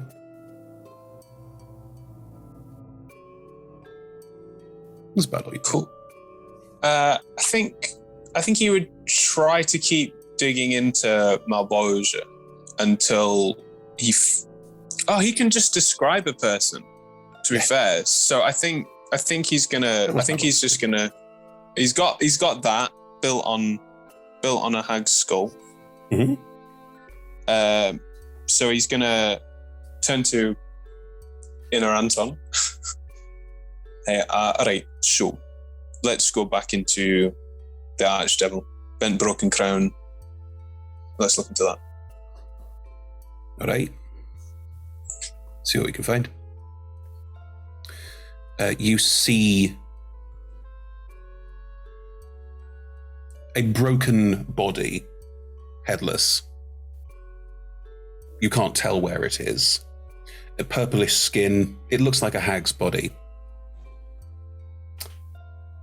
You get a vision of a very powerful hag leading armies of devils. And then you also get a vision of the skull again, and this city again, and a lingering menace to it that won't go away. Around a city, did you say? Eh? Around a city? Eh? Okay. Looks like she lost some kind of battle and was made an example of. But she's still a bit. Maybe like in spirit. Maybe that's why looking for warlock patrons to warlock people to give her more power. She's become a vestige. Alright. Well, eventually. Do you want to do something stupid? Always. Alright. I think Anton's body starts doing other arcane symbols, and I'm gonna contact other plane.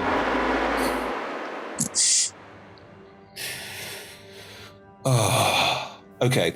We were really close to going to a break, and now you have thrown down, which I appreciate. So I think we're going to have our break and then come back to this after that, so everyone can have a wee before Level we do 13, baby! Yeah, sure, if you like. Why not? We're going to have a break and then go somewhere. We'll get there eventually. We've got 12 episodes. We're good. Cool.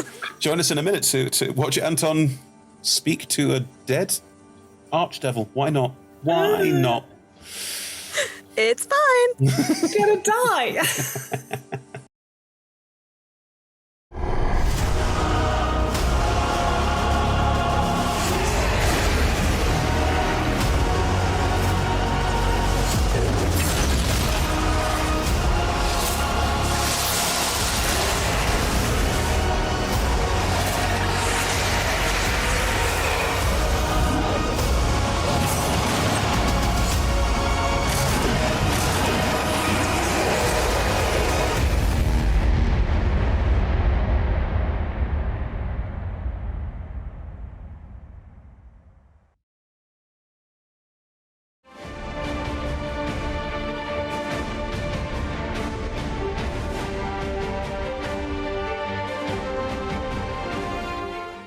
We are delighted to be sponsored by Hero Forge.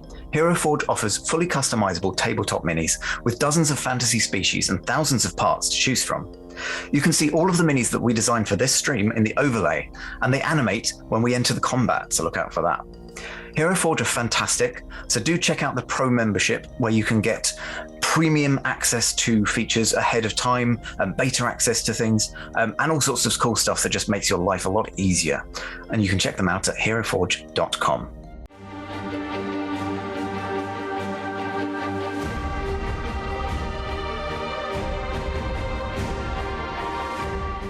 We are delighted to be sponsored by Ultra Pro. They make accessories for D&D, Magic the Gathering, and more. My favourite part of the collection are their figurines of adorable power. Here is their gazer. They also make other things such as deck boxes if you play Magic the Gathering. You can find all of Ultra Pro stuff at ultrapro.com.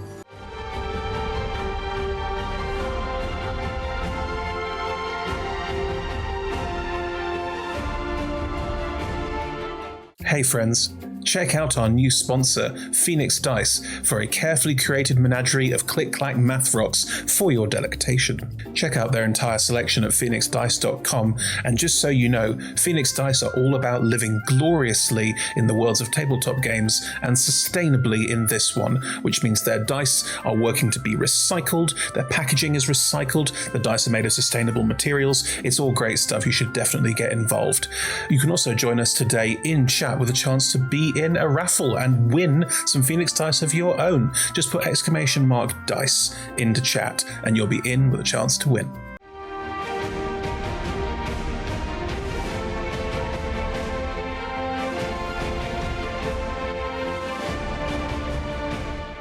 We are proud to be sponsored by Alchemy RPG. Reimagine your gaming experience with Alchemy. They're focused on creating immersive, cinematic experiences everywhere you interact with tabletop role-playing games. You could be playing a game, creating a world, streaming, watching live games, discovering new content. Look at all the cool stuff that they are doing there. You can use environmental motion art, scene-based music, seamless character management to run your games over the internet, with upcoming features including homebrew content, streaming overlays, and spectator mode. So go and check out alchemyrpg.com.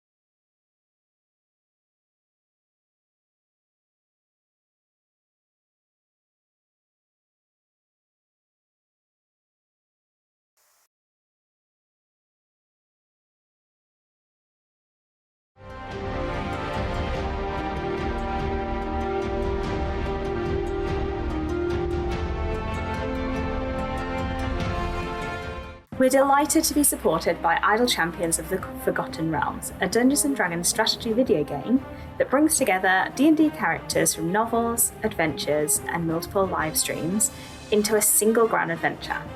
Select your heroes and formation, and battle through waves of monsters for free on PC, phone, PlayStation, Xbox, and Nintendo Switch.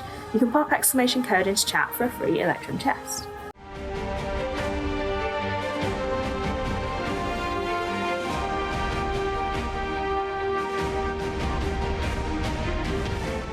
We are also supported by Warriors of Waterdeep. Take your team of warriors on a quest spanning the Forgotten Realms, all on your mobile.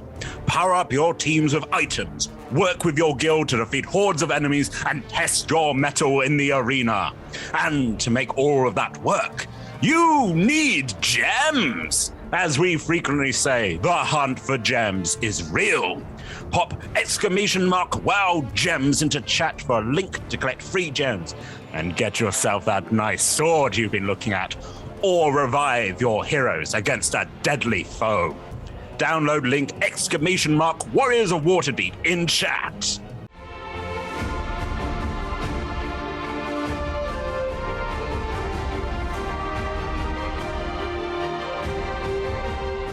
We're delighted to be supported by Neverwinter. In Neverwinter, explore and defend one of the most beautiful cities from Dungeons & Dragons' Forgotten Realms campaign setting as it rises from the ashes of destruction. Epic stories, action combat, and classic role-playing await those heroes courageous enough to enter the fantastic world of Neverwinter.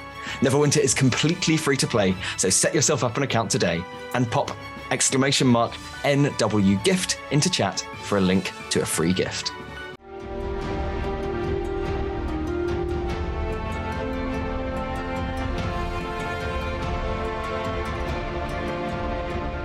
Check out our supporters at D&D Beyond, your guide to digital D&D. Make character sheets online, share them in a campaign, and track all of those tasty little stats in one easy place. You can use the Beyond app to track your characters on the go. You can also use their encounter tracker and archive monsters to run any smooth combat thing. You know what I'm saying. You're a DM. You've done this before.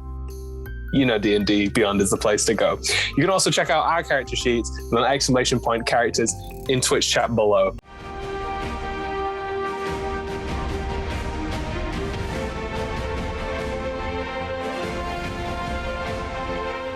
Check out our wonderful supporters Elderwood Academy, who make beautiful bespoke gaming-themed gear, including hex chest dice boxes, spellbook deck boxes disguised as bespoke ancient arcane tomes, and scroll and codex dice tower and rolling tray pairings. Make your own with their online designer at elderwoodacademy.com.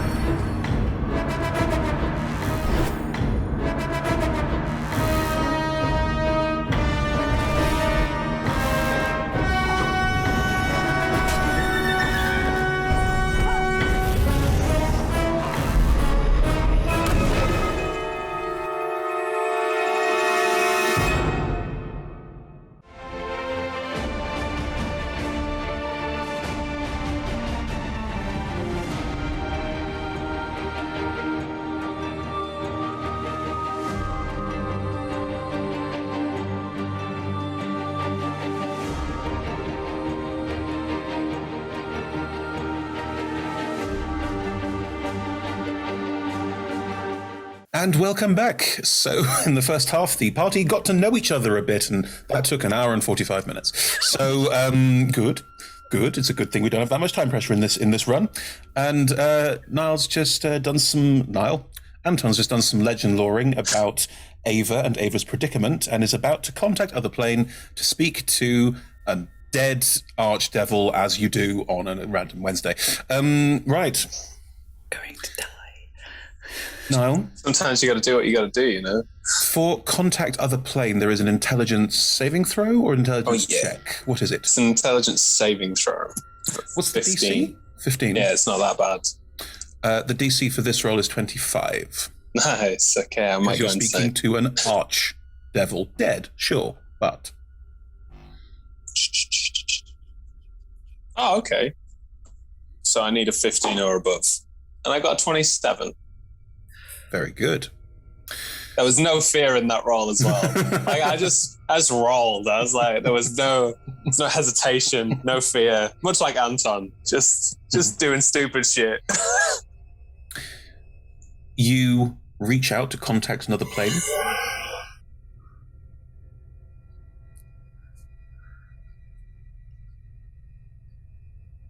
Who are you and what do you want? Hello. I'm a curious party. Just here to chat with my friend. And I look over, is Anton there? Yeah, Anton's also listening. We're just here on behalf of someone. I believe you know an Ava Lyon's soul.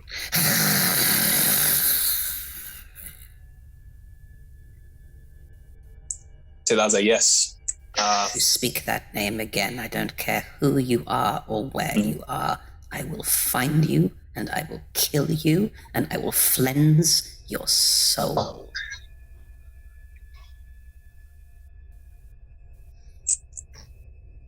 I'm going to look at other Anton like... Other Anton's like...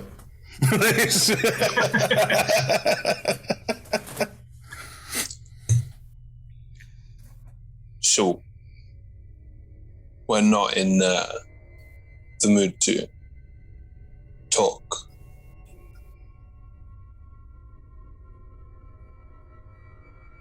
I take it you know her. And saying no, and finding out about Raven's Bluff and Clemvor.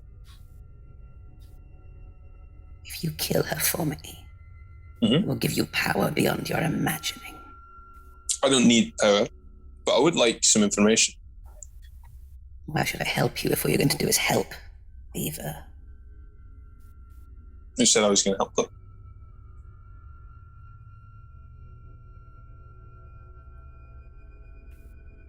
I want her to suffer. Is that why you cursed her? I didn't curse her. I gave her power and opportunity, and she threw it back in my face like the ungrateful child that she is. And who are you, sorry? Well, you know, you contacted me. Aye, but that's just through tepid connections. Presumably you lorded over Malboche? I used to. Is there a name that I can refer to you as? Some call me the Hag Countess, or Malagard, if you will, although frankly those names apply to a body that lies broken. Don't know what I am. Hey, I've been there before. I know I'm just a lowly human wizard, probably playing with things that are way too above his pay grade, but hey, so did Karsus, and look where that got him. Little joke for you there. I don't think you're a lowly wizard. I think you're potentially a useful ally. I would like to treat you as such. Again, not much that I want. I just came to speak, really. You don't want power, gold, jewels, all of those things. I can give you magical abilities you could only dream of. No, you're casting spells of quite a high level. That seems rather pointless as well. Is there something that you want? I can do most things. I just came to talk and maybe, I don't know, find out about you. Do you really just want to kill Ava? Yes. Only that? I also want something that she's carrying. It's The meant to wand. empower me. Yes, the wand. It's meant to bring me back. And what will you do with that? Get a physical body again, become whole again, and use it to take my damn plane back. Give Asmodeus a piece of my mind. Oh, well, I don't want to incur your wrath, but anyone that goes after Asmodeus typically doesn't end well for them. That person doesn't have the power of a demon lord on their side, do they? I mean, Asmodeus beat everybody in a legal contract. I don't really think a demon prince is going to help. You speak to me, the Hag Countess of Contracts, boy. Well, look, I'm sorry that what happened to you happened to you. It's, I can't even fathom what it'd be like to exist without a body. I don't really get the existence that I'm currently witnessing right now. And then I look over to other Anton, just nod. Other Anton gives you a look of like, yeah, what are we? But I'll tell you one thing. If I do come up with any ideas, I'll get back in touch with you about help. Oh, don't worry. Maybe I'll be in touch with you. You've got my attention. Oh, cheers. Other Anton's face is like, oh no. Oh dear. Cheers. I hope you if you ever want to chat, just let us know. Just try not to do it when I'm busy. If that's all right. The fact that you think you can dictate terms to me is amusing at best. No, I'm just asking politely. You do whatever you want. You're a vestige. Anyway. Oh, I understand. Well, very politely, fuck you. Fuck you too. And he smiles, and then I'll drop the spell. Yeah. Other Anton just looks at you. Well, that happened. All right, the things we do to help people, they don't even fucking want it. All right. Do you think we should, like, get the wand? Is that a thing? Who the fuck are you? I'm you. No. Who the fuck are you? The face leans forward and just undead peels back across, and it's Lorraine's face again. Who do you think I am? So you like part of the crystal ball? Part of you? Right. Jeez. I'll be honest. Technically, you're part of me, but you know. Yeah, what came first, the chicken or the egg, the Anton or the Lorraine? Well, me, I came first. Chronologically, that is just accurate. Aye, but timey-wimey, you did some stupid shite, didn't you? No. We got this close to attaining godhood, and then you fucked it. I didn't fuck it. You did. Look, my goal isn't godhood, all right? That might have been yours. Jesus. I should have said Bahamut. But like, you can keep your godhood, frankly. I think it's creepy that you're still here, if anything. Where else would I go? I don't know. Anton, some other path. It is possible, just putting it in your mind right now as a thought, that I'm not here, that you are talking to me in your own mind because that's what you need. You think that I ain't thought about that? Just saying. Well, catch you later. Why are you looking at me? I can't do anything. And then I'll open my eyes. And I'll pack up my stuff. Prestidigitate the ground. Collect my candles. Mm-hmm. And I think he just sort of like pats his like chin for a bit with a candle. And then go set your chin on fire. It is. You can take the boy out of wizard school, but you can't take the wizard out of the boy, you know? Maybe you should. Do you head back to the encampment? Yeah, I go to bed. I'll see everybody in the morning. Cool. Good. the night otherwise passes relatively uneventfully.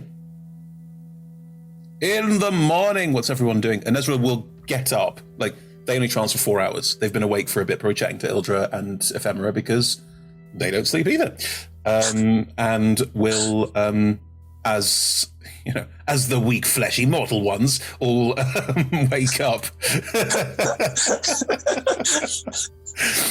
We'll turn to all of you and go, is there anything else you want to do, please do. Otherwise, I'm ready to depart when everyone else is. Oh, I've got everything. Do you... yeah, I'll probably do that a bit more tactfully. Probably find Ava at some point during cleanup. Or, getting ready time. Hey, so last night was interesting. So I love all those conversations to start. do you want to hear it all now? Or do you want to wait until we're on the road? You know what the information is. Oh, yeah. Spark notes, very easy. You are not cursed. But Malagard, they said they haven't cursed you. They just really don't like you. They tried to make me make a deal with them to kill you. But I'm not really that fussed, personally. I got my own shit to deal with. But they were an archdevil of one of the 9 layers of hell. That's the sparkles. When you say they said this and that, are you suggesting that you went and had a chat? I didn't go anywhere, but I had a chat with them. Ava is going to cast Chill Touch. A skeletal hand appears and is going to pin you against the wall. I don't want to do any damage. I want to hold you in place and you will feel just necrotic chill seep into your neck. Sure. You can contest it if you want. No?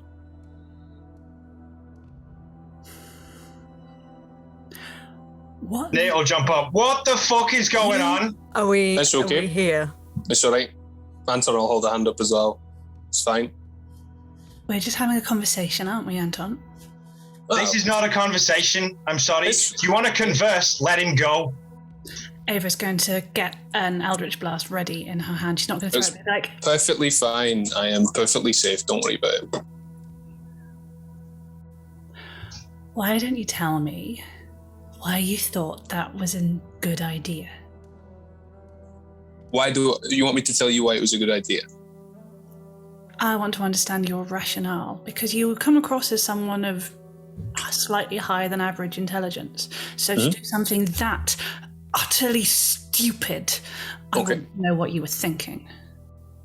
I thought I'd sort out your problem, which is to find out whether or not you are cursed. You're not cursed. Problem solved. And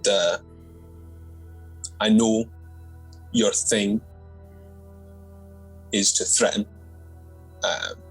But I guess I just don't have that much to live for. Once you've been killed once, it's not really that scary anymore. I'm sorry, it's not meant to impress me. Not at all. I'm just trying to tell you that, look, I get it. Big archdevil, very scary. You, also, the Wand of Orcus, very scary. You could kill me at any time. I am not under no, delusions of that I would survive a fight with you. Are you kidding? I know for a fact that if you wanted to kill me, you could have done it yesterday, you could do it now, you could do it tomorrow. But hey, that's the risk I'm willing to take. I'm just chilling out with you. So, do you want to know any more? Or are you going to warn me about something that we can actually do together? Because if you think that she's a problem, then let's fucking sort it. I don't understand how someone so intelligent can be so staggeringly idiotic. I thought when you said you would find out if I was cursed, you would go read a book and mutter some things and look at a rock for a bit. You reached out to a dead archdevil who hates me. Mm-hmm. And you introduced yourself. You had a little chat. And you have forged a connection with her. I won't say we're best friends. Don't really know my name yet. She knows you exist now. Aye. And she knows you are linked, whether I like it or not, to me. Do you know the danger you suddenly put? You can have a death wish, that's fine. I don't really care whether you live or die. But do you know the threat you've just brought on everyone else here? Are you fucking kidding? You came into this camp yesterday, you brought demons behind you knowingly. Do you know how many of my friends died out there yesterday? Again, and you don't seem to give two fucking shits, do you? Again, I don't really... Storms and leave. It's correct. I don't really care about those people. I care about her. Maybe even her a little bit. And why do you care about me so much? Because someone who overestimates his own intelligence is a threat. Stupid people who know they're stupid, fine. Intelligent people who know they're intelligent, fine. Intelligent people who think they are gods are a risk.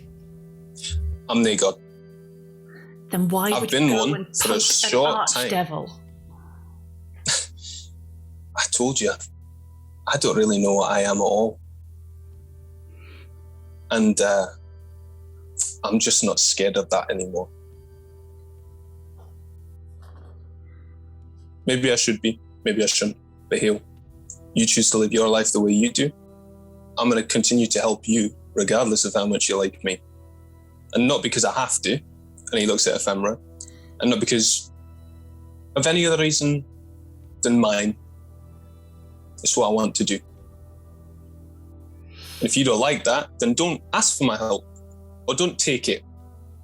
I won't give it to you if you don't like it. But shall we try to bury this wand of Orcus in a mythalar or not?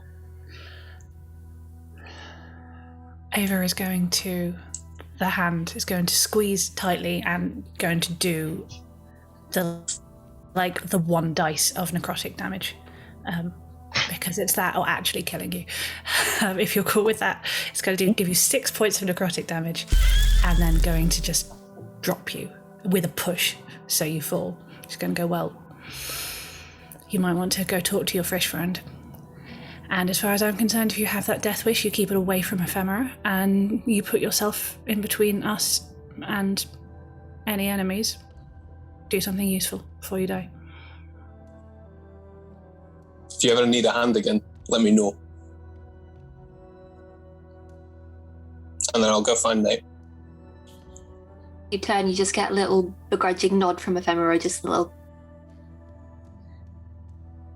As Anton sees that nod, he's probably gonna hold that bit where the necrotic damage did something to him and be like, "Hey," and then I'll go chuff off and try and find Nate. Mm-hmm. Gonna mutter a healing word as he walks past. Thank you. My dice are stuck. 7. Sweet. Just like nothing happened. Gonna go find Nate. Yeah. Cool. Hey, buddy. So yeah, Nate, I think he's probably just sort of wandering between tents, having he's maybe waving at other folk and kind of giving them a nod, but he's not. So you've headed back to the full camp. Yeah, I guess so. Cool. Not that difficult to find, certainly. Well, you're kind of hard to miss. I'll nod at Anton as Anton approaches. You alright, buddy? I mean, yeah, I think so. I'm not hurt. I didn't get a skeletal hand round the neck. How are you? Oh, chill touch here, chill touch there. Do you know what I mean? I heard. Yeah. Oh, yeah. Are you going to be all right doing this? Look, I'm not going to lie. I'd prefer she wasn't coming, but it's not my decision. She's been invited and she wants to come. And you know what? That wand is a scary, dangerous thing. So if I'm there and I can help do something about that, then I'll help. But if the main point of it if there's anything that I would have to do that would just be about helping her, I won't be doing that. I don't know. I feel like crap about herself and that young'un that's with her. Well, probably not young'un, but you know, the smaller one. Right. I mean, it's a bit crazy. I was thinking last night about what Ephemera was saying about P being so goody-goody. And it's like we've got the antithesis to P now. We've got the buddy-buddy. Yeah. There's not much room for flexibility with either of them, is there? No, there was not. Thank you for staying with me, by the way. I never actually said that. What? Like, staying here? Aye. Well, I mean, you're welcome, but no offense. At that point, like, I probably didn't know you that well, so there wasn't really much of it that was staying for you. But I'm glad we're both here and that we've been hanging out for the past 6 months. It's been fun. I'll be honest, Nate, like, if it wasn't for you being around, I don't know what I'd have done.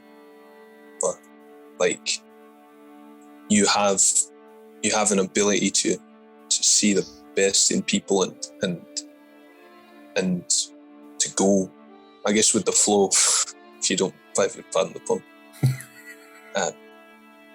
But it's really helped me a lot, and I do think that you being along for this is going to help them a lot. I don't know if you have to do anything particularly apart from just be yourself, mate. I don't know, eventually we'll wear them down together. Well, I hope so. I hope I can help. Even, well, you know what? If I can help and I don't have to even try, then that's probably the best scenario, isn't it? Aye. I do have one thing just to mention before we go back. What's that? Lorraine's back. What do you mean Lorraine's back? In my head. They're in my head. When did that happen? Last night. I haven't needed to legend lore for quite a while. Right. Since I last picked up Lorraine's crystal ball, but they are a sneaky one, and it wouldn't surprise me if they've left some sort of remnants within the crystal ball. That is totally on brand for them, actually. Yeah. And I'm not going to push back that maybe I'm actually just having a bit of a breakdown, but I mean, okay. Well, if it's happening, then it's good that you recognise it early on, right? We can cope with it. It'll be fine. Aye. Well, better than throwing a chill touch at you, innit? Yeah, absolutely. Right. And Nate will do a like arm around the shoulder kind of hug, not really thinking about the fact that it's the tentacle. It's a tentacle, yeah. That's really creepy, man. Oh yeah, sorry. Like, yeah, it's a bit different. Yeah, bother. When you pull it off, and so it's kind of sort of the suckers come off sort of one at a time. One probably sticks to a bit of clothing and pulls out a bit further. Okay. Alright.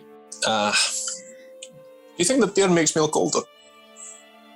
And he's going to like hold himself up a little. Yeah, I think it's very distinguished. Thank you. I don't think people have realised how old I am yet.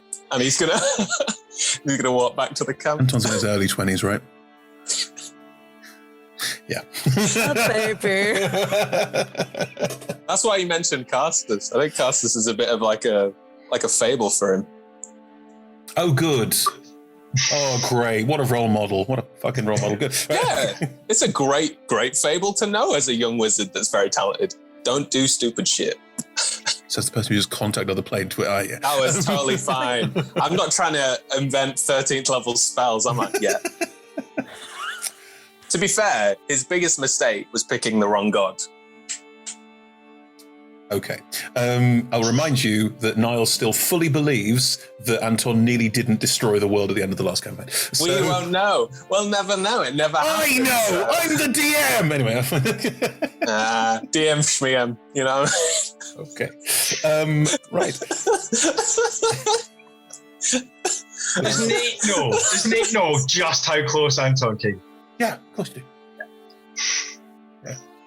Yeah. Right. Anton knows. Niall doesn't.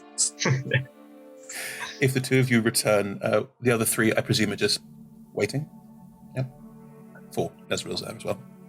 I will be presenting Ava with the potion over there. Pour it upside down over your back. It has a lid. Sure. We'll have given Nezeril. I mean, if they even look, I don't know where they are at this moment, but we'll have given Nezeril a little side glance of, "You sure you're okay with the whole Ava situation?" Oh, but interesting. wouldn't have said it out loud. Roll me an insight check. Nezril's just waiting for a bus, man. Just waiting for a bus. Is this after we get back, or? I'm afraid it is before you get back. Yeah, it's as Anton was walking away. I mean, it's a 10, but it's a nat 1. Oh, that's a high modifier. Cleric, paladin. So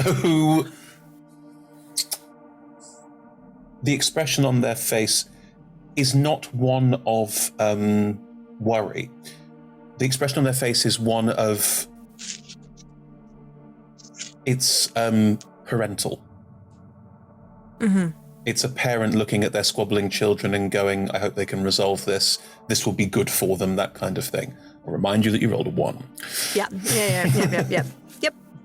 Who knows what evil machinations are going behind us? That's perfectly fine. Nothing wrong with them at all. That conversation Ava wasn't scary. Good. So yeah, they look like they're just concerned for. They look like it's more of a, "I hope this will be good for everyone. These people can all work together. They're all very powerful people. They can all work together and create lovely things. It'll be great." But there's also that slightly absent-mindedness that's always around them. Yeah. That slight fog of "where am I?" that will never go away. Yeah.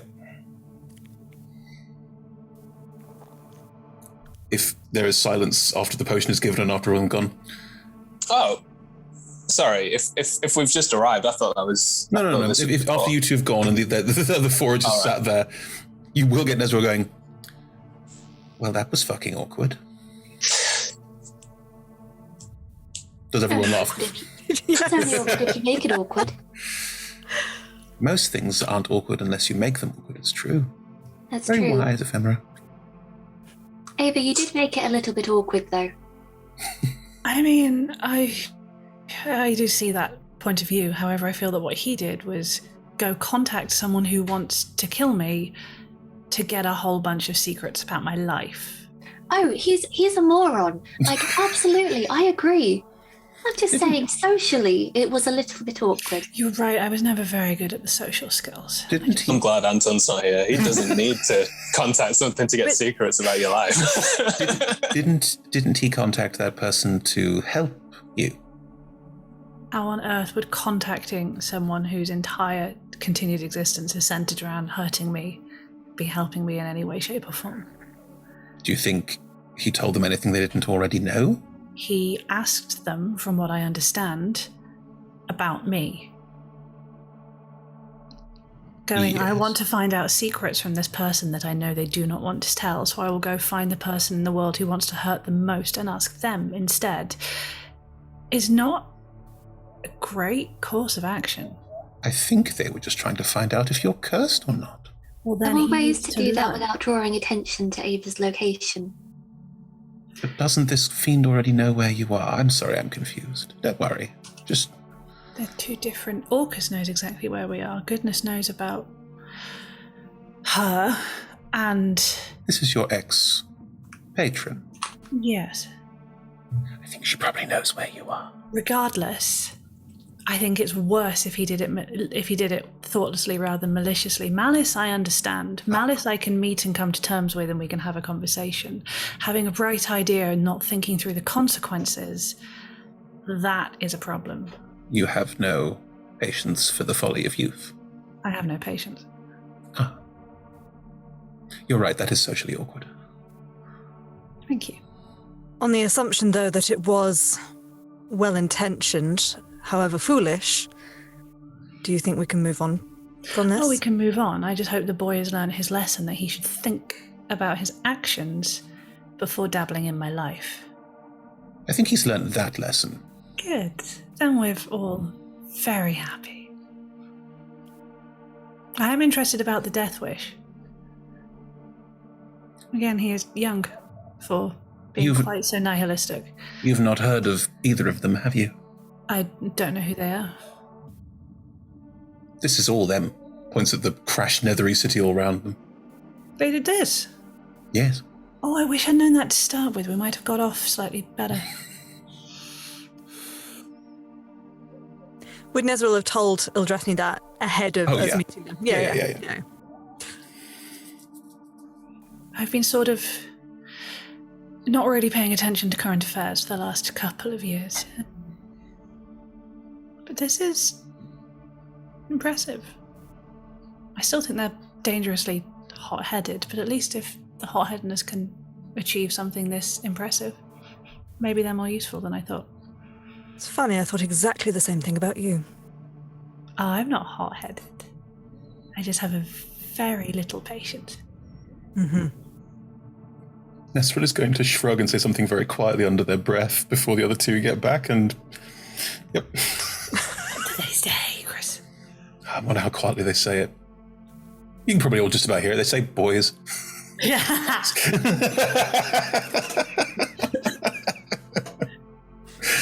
Anyway, Anton, Nate, you're welcome to return whenever, and everyone's just waiting for you. Sure. We all ready to go? I believe so. Everyone got everything they need? Right here. Good. Right. For those of you who haven't teleported before, has anyone here not teleported before? I don't think I've actually teleported before. I have Dimension Door, so I probably have taken Ephemera with me at some point. Lovely. This is on a far grander scale. This is anywhere I want on this plane of existence. So it can be a little jarring. So a bit of caution advised. I've teleported Circle. How similar? Very, very similar. Oh, okay. Well, I'm very excited. Lovely. I only would if Nezril had teleported us at any point. Of course they have. Okay. Yeah. Nezril's like a walk teleport every time. Only so many times Ildrathni can give them a piggyback. Yeah. Yeah.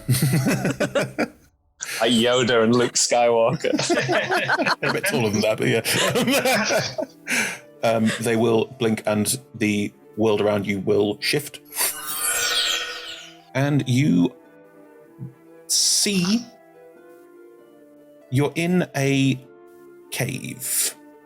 It looks sculpted and it looks like it's purposefully been made in the way that it has, but it still has some form of natural rock around it and around yourselves. There's a pool on one side of it. There's some sort of green moss growing around the edge of it and glowing faintly.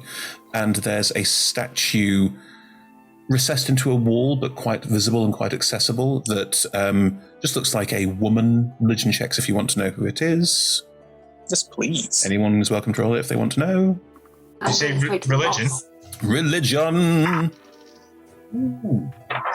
Via this D20, that was 12. Yep. 29. Yep. Nat 20 for 25. Yep. Ooh, 27. Yep. I just said I wasn't going to. I was going to the moss, but I rolled a nat 20 because I just wanted to roll something. Hey! It's Mystra, folks. None of you rolled low enough to not know that. Mystra is the god of magic.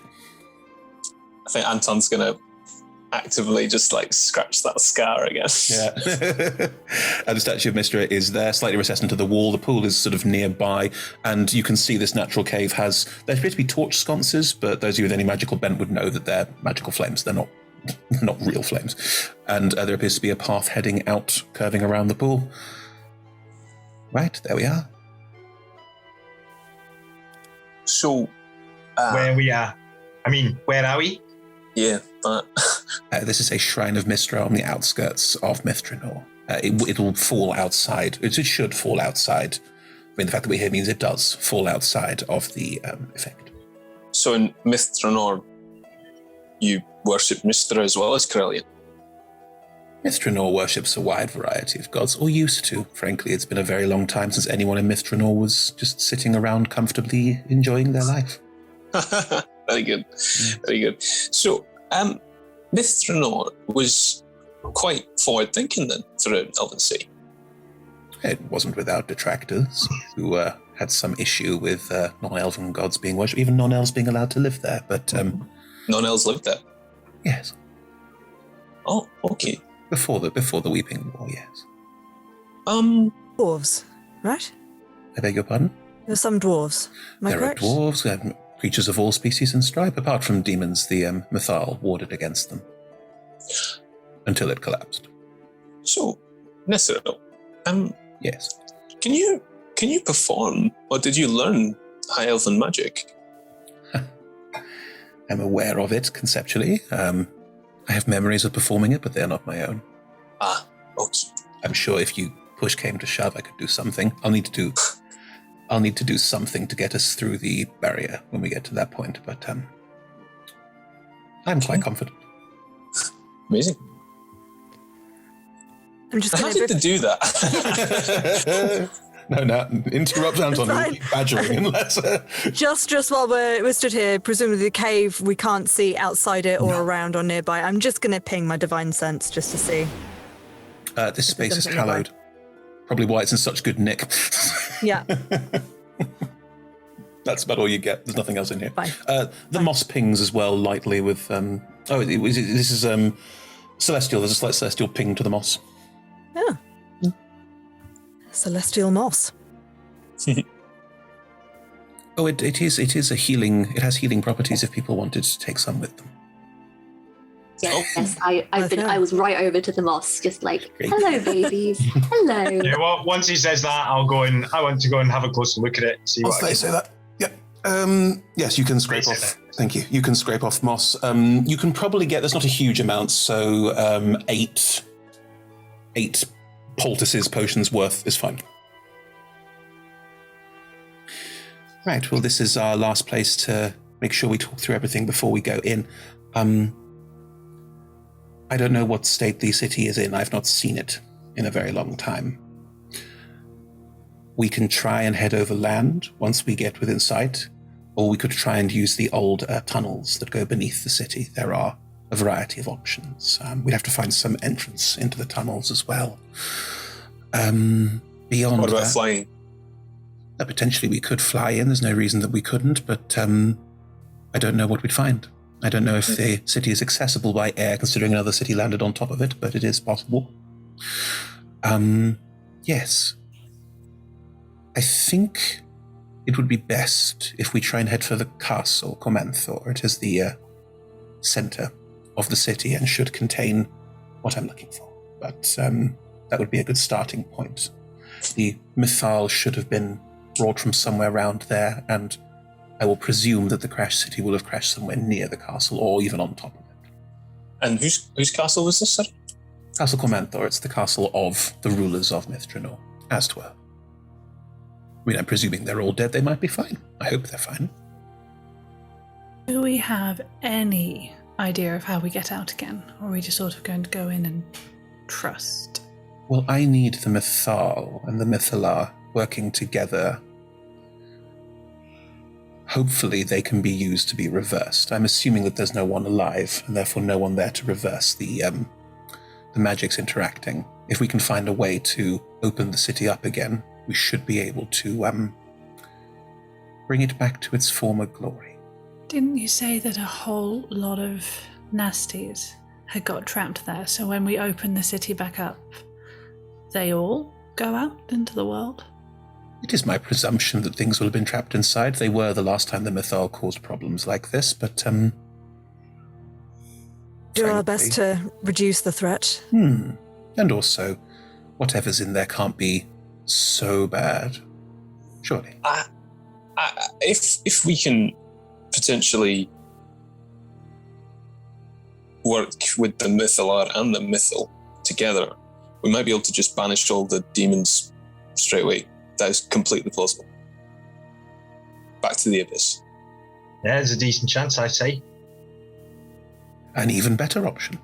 Thank you. Quick question. Yes. Are you going to try to attune to both at the same time? The Mythal is not an attunable object. It is more tapping into a spell that is in continuous casting. Oh, okay. Would you need... You'd need multiple elven casters. Are you potentially, going to use myself and Nate? That was the idea. And what about Ildrathni? Ildrathni is a cleric of some understanding and a paladin of quite excellent martial ability, but with the greatest respect in the world, I don't think this is really her wheelhouse. So, and Anton can't help but smile. We're going to learn some elven high magic. If you'd be cared to learn. I'd love to. And he's like grabbing onto Nate's arm. And he's like, yeah, all right, mate. Yeah. I think he's into the idea. Nate, have you heard? Have I told you about elven high magic? Yeah, no, mate. I'm 120 years old. I've heard of it. I'm very excited. No humans ever learned before. Yeah, I know. Yes, it still might not. Why? Well, this is my next question. Does this mean that if we do not shepherd Nate and Anton safely to the Mythalar, we have no chance of getting out? I think it'll require all of our skill sets to be able to do things the way we need to, yes? So we can't lose anyone. We don't have any spare bodies. Oh, I see. I don't think that will be a problem. Understood. Looks like we're not expendable. Sorry, pal. Whoa. Well, I heard Nate. What did everyone else say? I feel like that Anton doesn't need to say anything. I mean, that's just very funny. I think you said something. Nezeril, did you not explain to Ava and Ephemera the exact details of what they were accepting? I asked for their help and they offered it. You need to make things like this perfectly clear. You have with me, and I believe Anton and Nate are foolish enough to have understood the gravity of the situation and still come along. You're right. I forget. Very excited. I forget what's important to some people sometimes. I get so caught up in my own little world. I am sorry, Ildrathni, of course. Ava, well, this is your chance. We've not entered yet. This is your chance. If this all sounds too much for you, you are, of course, more than welcome to leave. Raven Rock isn't that far. It's not too much at all. I was more just... I didn't realise that a simple discussion of tactics, what was expendable and what was necessary, was going to upset the more fragile members of our group. Now I know I'll make sure to keep the, hard calls out of his hands. Good. Well then.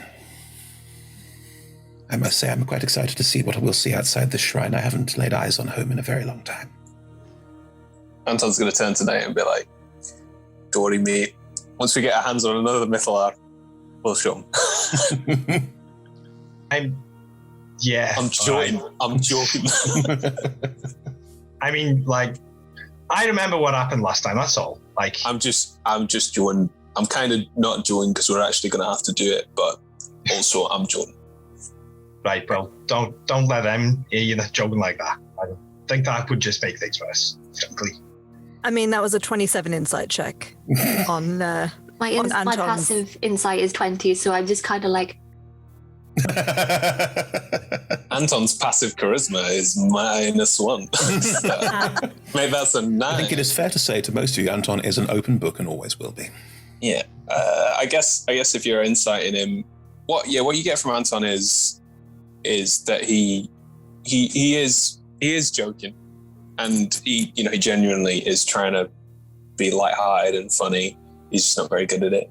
And what he's done is he's actually picked a very serious point in Nate and Anton's life where something really bad potentially happened. And he does treat that with the severity that it deserves, and he is genuinely worried about what will happen if they do it again. But it is a joke. I guess that's pretty much it. That's what happened. It's a person with no sense of humor telling a joke. Yeah, essentially. Remember that time that your dad I feel died? like it's the wrong person making the wrong joke. Like that combination, like for Nate, from Nate's point of view, anyone else making that joke would be like, okay, that's kind of funny. But Anton making that joke, it's just like, Anton, do you fucking remember what happened last time? Do you remember? Yeah. Do you remember that time I nearly destroyed the universe? That's what I pick up on. Yes. Okay, can I say something to everyone, please? We are going to be trapped together in a place we can't escape from for we don't know how long. Now, we may not like each other. We may not necessarily even respect each other. But we're going to need to play nice for a little while. If anyone thinks I can't do that, we may need to rethink who's going in. Because I don't know if I can take passive aggression for like a full month. Does everyone look at Ava? I look at Anton. Me? It takes two to have a fight. I'm not being passive aggressive. Actually, I'm kind of looking at everyone, to be honest. Except Eldrathny. Eldrathny's doing fine. I can play nice. Me too. I'm sure we can make it work. Now, please, I'm dying to go. Just quickly, Nate, will, after saying me too, will make quick contact with Ava, and it is a look of genuinely, let's fucking play nice. Yeah, Ava has the same. She is on her guard, but then we'll have a... Like, I think we've both got decent insights, so it's a case of, I will play nice if you do. Yes, it's the same of, we understand that we loathe each other. Yeah. We're gonna work together or we all die. Yeah. Cool. Okay, great.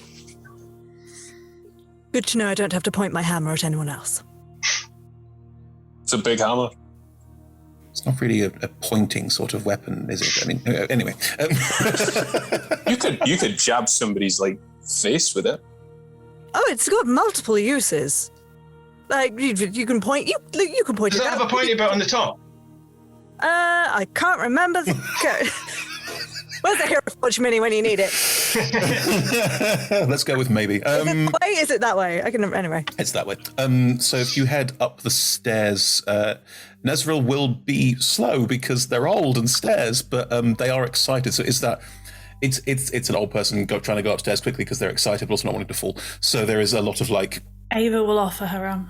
Oh, thank you, and we'll take the arm and walk with you.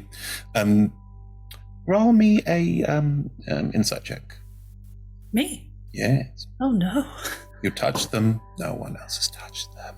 26. Well, hold on. Well, you have, obviously. You know. Yeah. I knew. They are stronger and fitter and more able than they seem. Huh. Ava's, not reacted anyway and carry on giving this very elderly elf the support they so clearly need. Mm-hmm.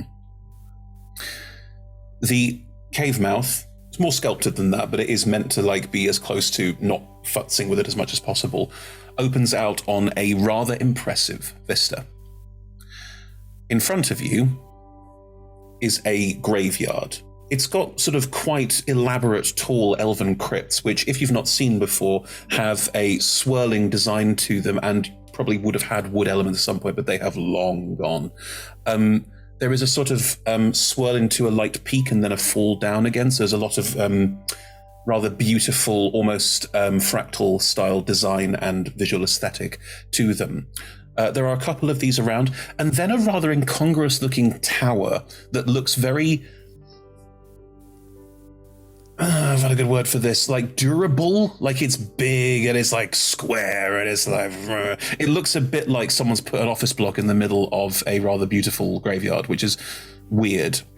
Over this hill, there's also a statue, what looks like a sort of nice statuette piece for the center of the graveyard. You can see down, and in front of you, there's a strange shimmer in the air, sort of a blue-greeny shimmer that seems to encompass quite a large space. It looks like things are floating in the blue-green shimmer. There's a large piece of something and what looks like from a distance, very hard to tell, but smaller objects. They appear to be frozen, stuck, although they do seem to move slightly if you look closely, in this green-blue field. Beyond that is the remnants of an ancient elven city. There are buildings within it that look like they were not necessarily of elven design. There's a more cosmopolitan feel to it than that. But it is old and a lot of it is broken. Part of the reason why being that a good third of it is covered in black chunks of destruction. Having just come from an ancient Crash Netherese city, you can see the similarity immediately. There is a rather large portion of the city, probably a good half to a quarter, that sticks out of the ground at, quite an odd 45-degree almost angle across a large swathe of the center of this city. There appear to be buildings on top of it, quite a few of them crushed and collapsed, and the ground around and the spaces around, there's quite a lot of these buildings have been hit by debris. There is debris covering another good swathe of the city. Unlike most other cities that you've experienced, this is very much an elven city. Where there are tall buildings, there are also tall trees, often interspersed with the building or growing alongside. So parts of it look like a thicket with like a little box coming out the top of it and stuff like that. Other parts of it have clearly been damaged. Some of them, the trees appear to have grown in rather strange, elaborate ways. You don't know why. As you watch this blue-green field, it looks dome-like, but as you watch it pulsates, and as it does, it seems to almost move out like a wave. All of the debris in it sort of washes out slightly, and then it seems to contract slightly again as well. It's clearly not static. Nezreal is just looking, and they look a bit lost. They got that slightly glassy-eyed stare again, and they're looking over everything. Can I make an Arcana check? On which bit?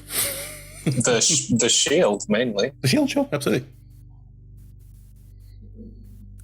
Just going to gently touch Nezreal's shoulder. If that, yeah. Go on. It was a 19. This is clearly some kind of magical force field. And it appears to not be stable because it is moving around like that. If you had to guess this Mythal combination, this could be it. As you touch them on the shoulder, they will start slightly, and you can see that the buildings through it, because of the green on the tops of the trees and the brown of the tree trunks that grow around, the buildings tend to be in shades of sandy, sort of yellowy brown, fading through to a more black, often in buildings that are not of elven design. There's also a lake over on one side of it that you can just about see, which twinkles with beautiful light as well. They are crying as they look at you and go, well, what's left of home, I guess. What was it like when you were last here? Being invaded by demons and Yugoloths, so not impressive at all, but the trees were trimmed. It hummed with an energy and life.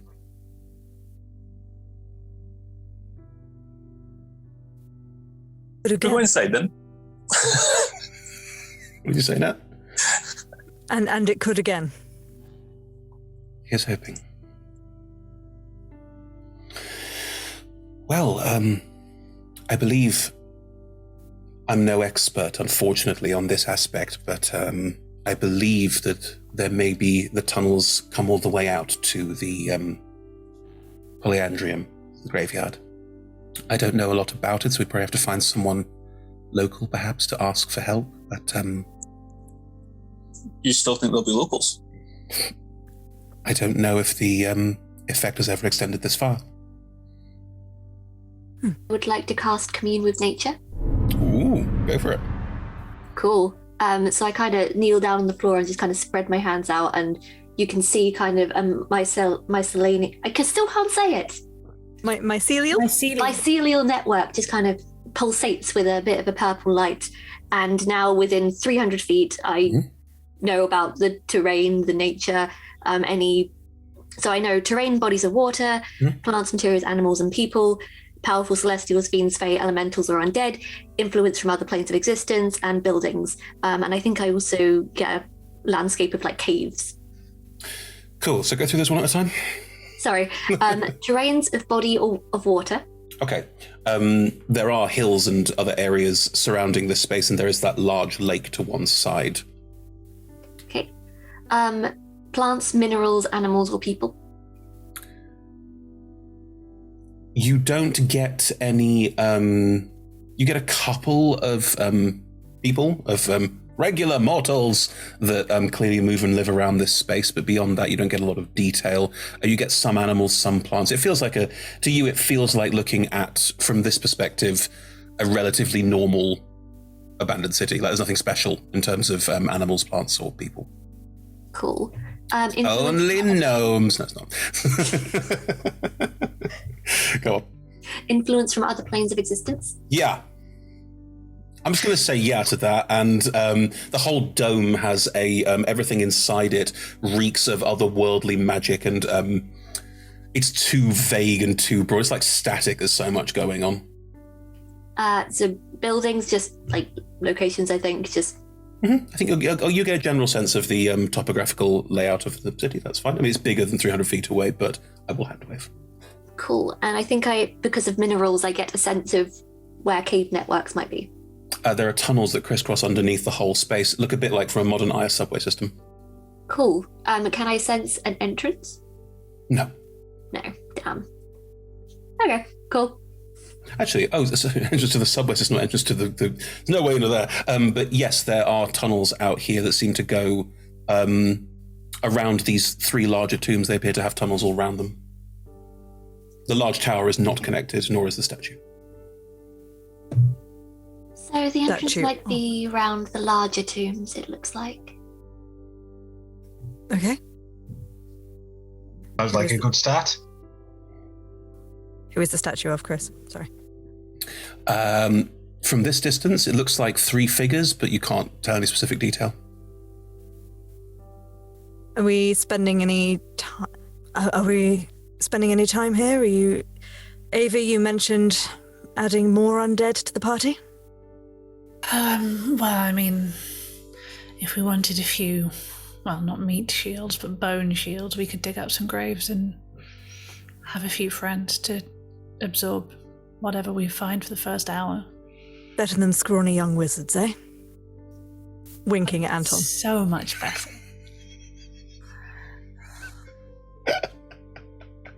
Maybe some of them once were scrawny young wizards.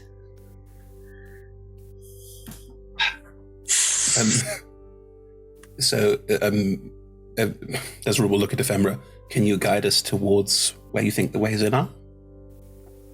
Of course. It should be around this way. And I just kind of start skipping off in that direction. Nezra will follow at whatever speed you go, but with a kind of faltering, like, oh, get old. Like it is, they're excited. Aww. They can't skip. Those knees would just into dust. After a while, I just kind of look back and it's like, oh, okay, I'll just walk fast. Okay. I'm just going to take in the view a little longer. Maybe, how far away are the statues? About 120 feet. Oh, that's far. All right. That feels like out of the way. The statues are the statues are in the polyandrium. They're in the graveyard amongst these giant tombs. That's the way we're heading. Yeah, oh, okay. You will That's pass fine them then. Alongside this massive tower. Fine. Good. Are you all just going to up and head towards the graveyard? Anything anyone else is doing?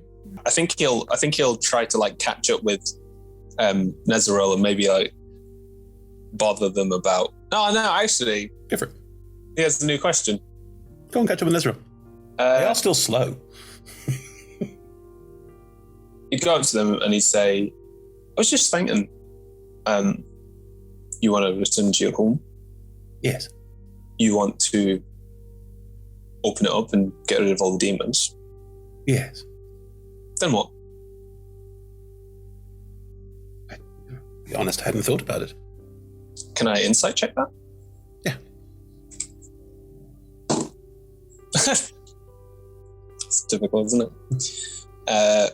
6. Oh, I really want to give you a more fulsome answer, but I can't because you suck. Give me whatever a 6 is worth. Okay, even with a 6. Even if they're lying to me, please, like, give me the lie. Like, I'll take it as truth. Even with a 6, I think this is fair. They don't think they are going to survive this.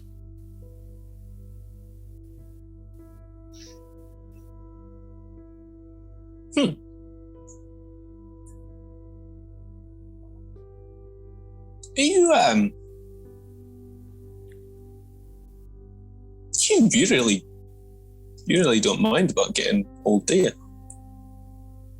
Not especially, no.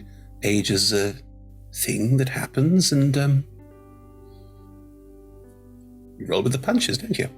I'm less mobile than I was, but I've learned more over time. What do you ask for, really? I don't know. I just hope I grow into a person like you one day. I've never really been that fussed about growing old either. A different part of me has, and I can see where that leads. So I learned to accept it, age quite quickly. I might feel different when I'm getting older. My knees are going though, Sorry. They will smile and nod and like clap a hand around your shoulder and be very jolly. But Anton doesn't see this, but behind their eyes there's a slightly haunted look of someone who knows they're sending someone to their death. Good. Anyway, you all walk your way towards the Polyandrium, which is the cemetery of Myth Drannor, outside of the shield. As you walk towards the Polyandrium, what's everyone's passive perception? This has not been the kind of campaign where I've asked that yet, so I have no idea. Dog shit. Yeah, it's probably Ephemera and Mildrathni's at the highest, but I don't know. 9, yeah. 9. 15. 15. No, there we go. No, wait, sorry. 19. 19 for Ava. The Wand of Orcus, you had 5. Oh, then 20. Ephemera, you hear a rumble that sounds a bit like like an animal or a creature, and it sounds like a sort of like screech or roar. There's something over there. And you can also that as well, right? Yeah. You can all start to feel like heavy footsteps. I'm gonna ping Divine Sense again, I guess. I'm gonna cast Form of Dread. As you do, from around the larger tombs, what is that going to be now? What is that? Fireball. Just waiting to see what it is, and then I'll fireball it. As you do, stepping around the various tombs is a Tyrannosaurus Rex. It steps out from behind the tombs and roars and rears into the sky and makes the rearing, roaring sound. You're all imagining it in your heads right now because we've all seen Jurassic Park. And as it does, it and leans down and vomits out a humanoid-looking zombie. Well, that's the first time I've ever seen that. And that's where we'll pick up next. Fireball?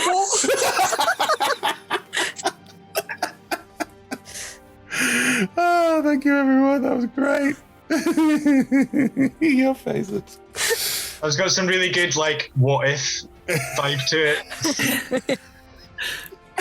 What if Jurassic Park was set in D&D? Thank you very much, everyone. Live for those moments.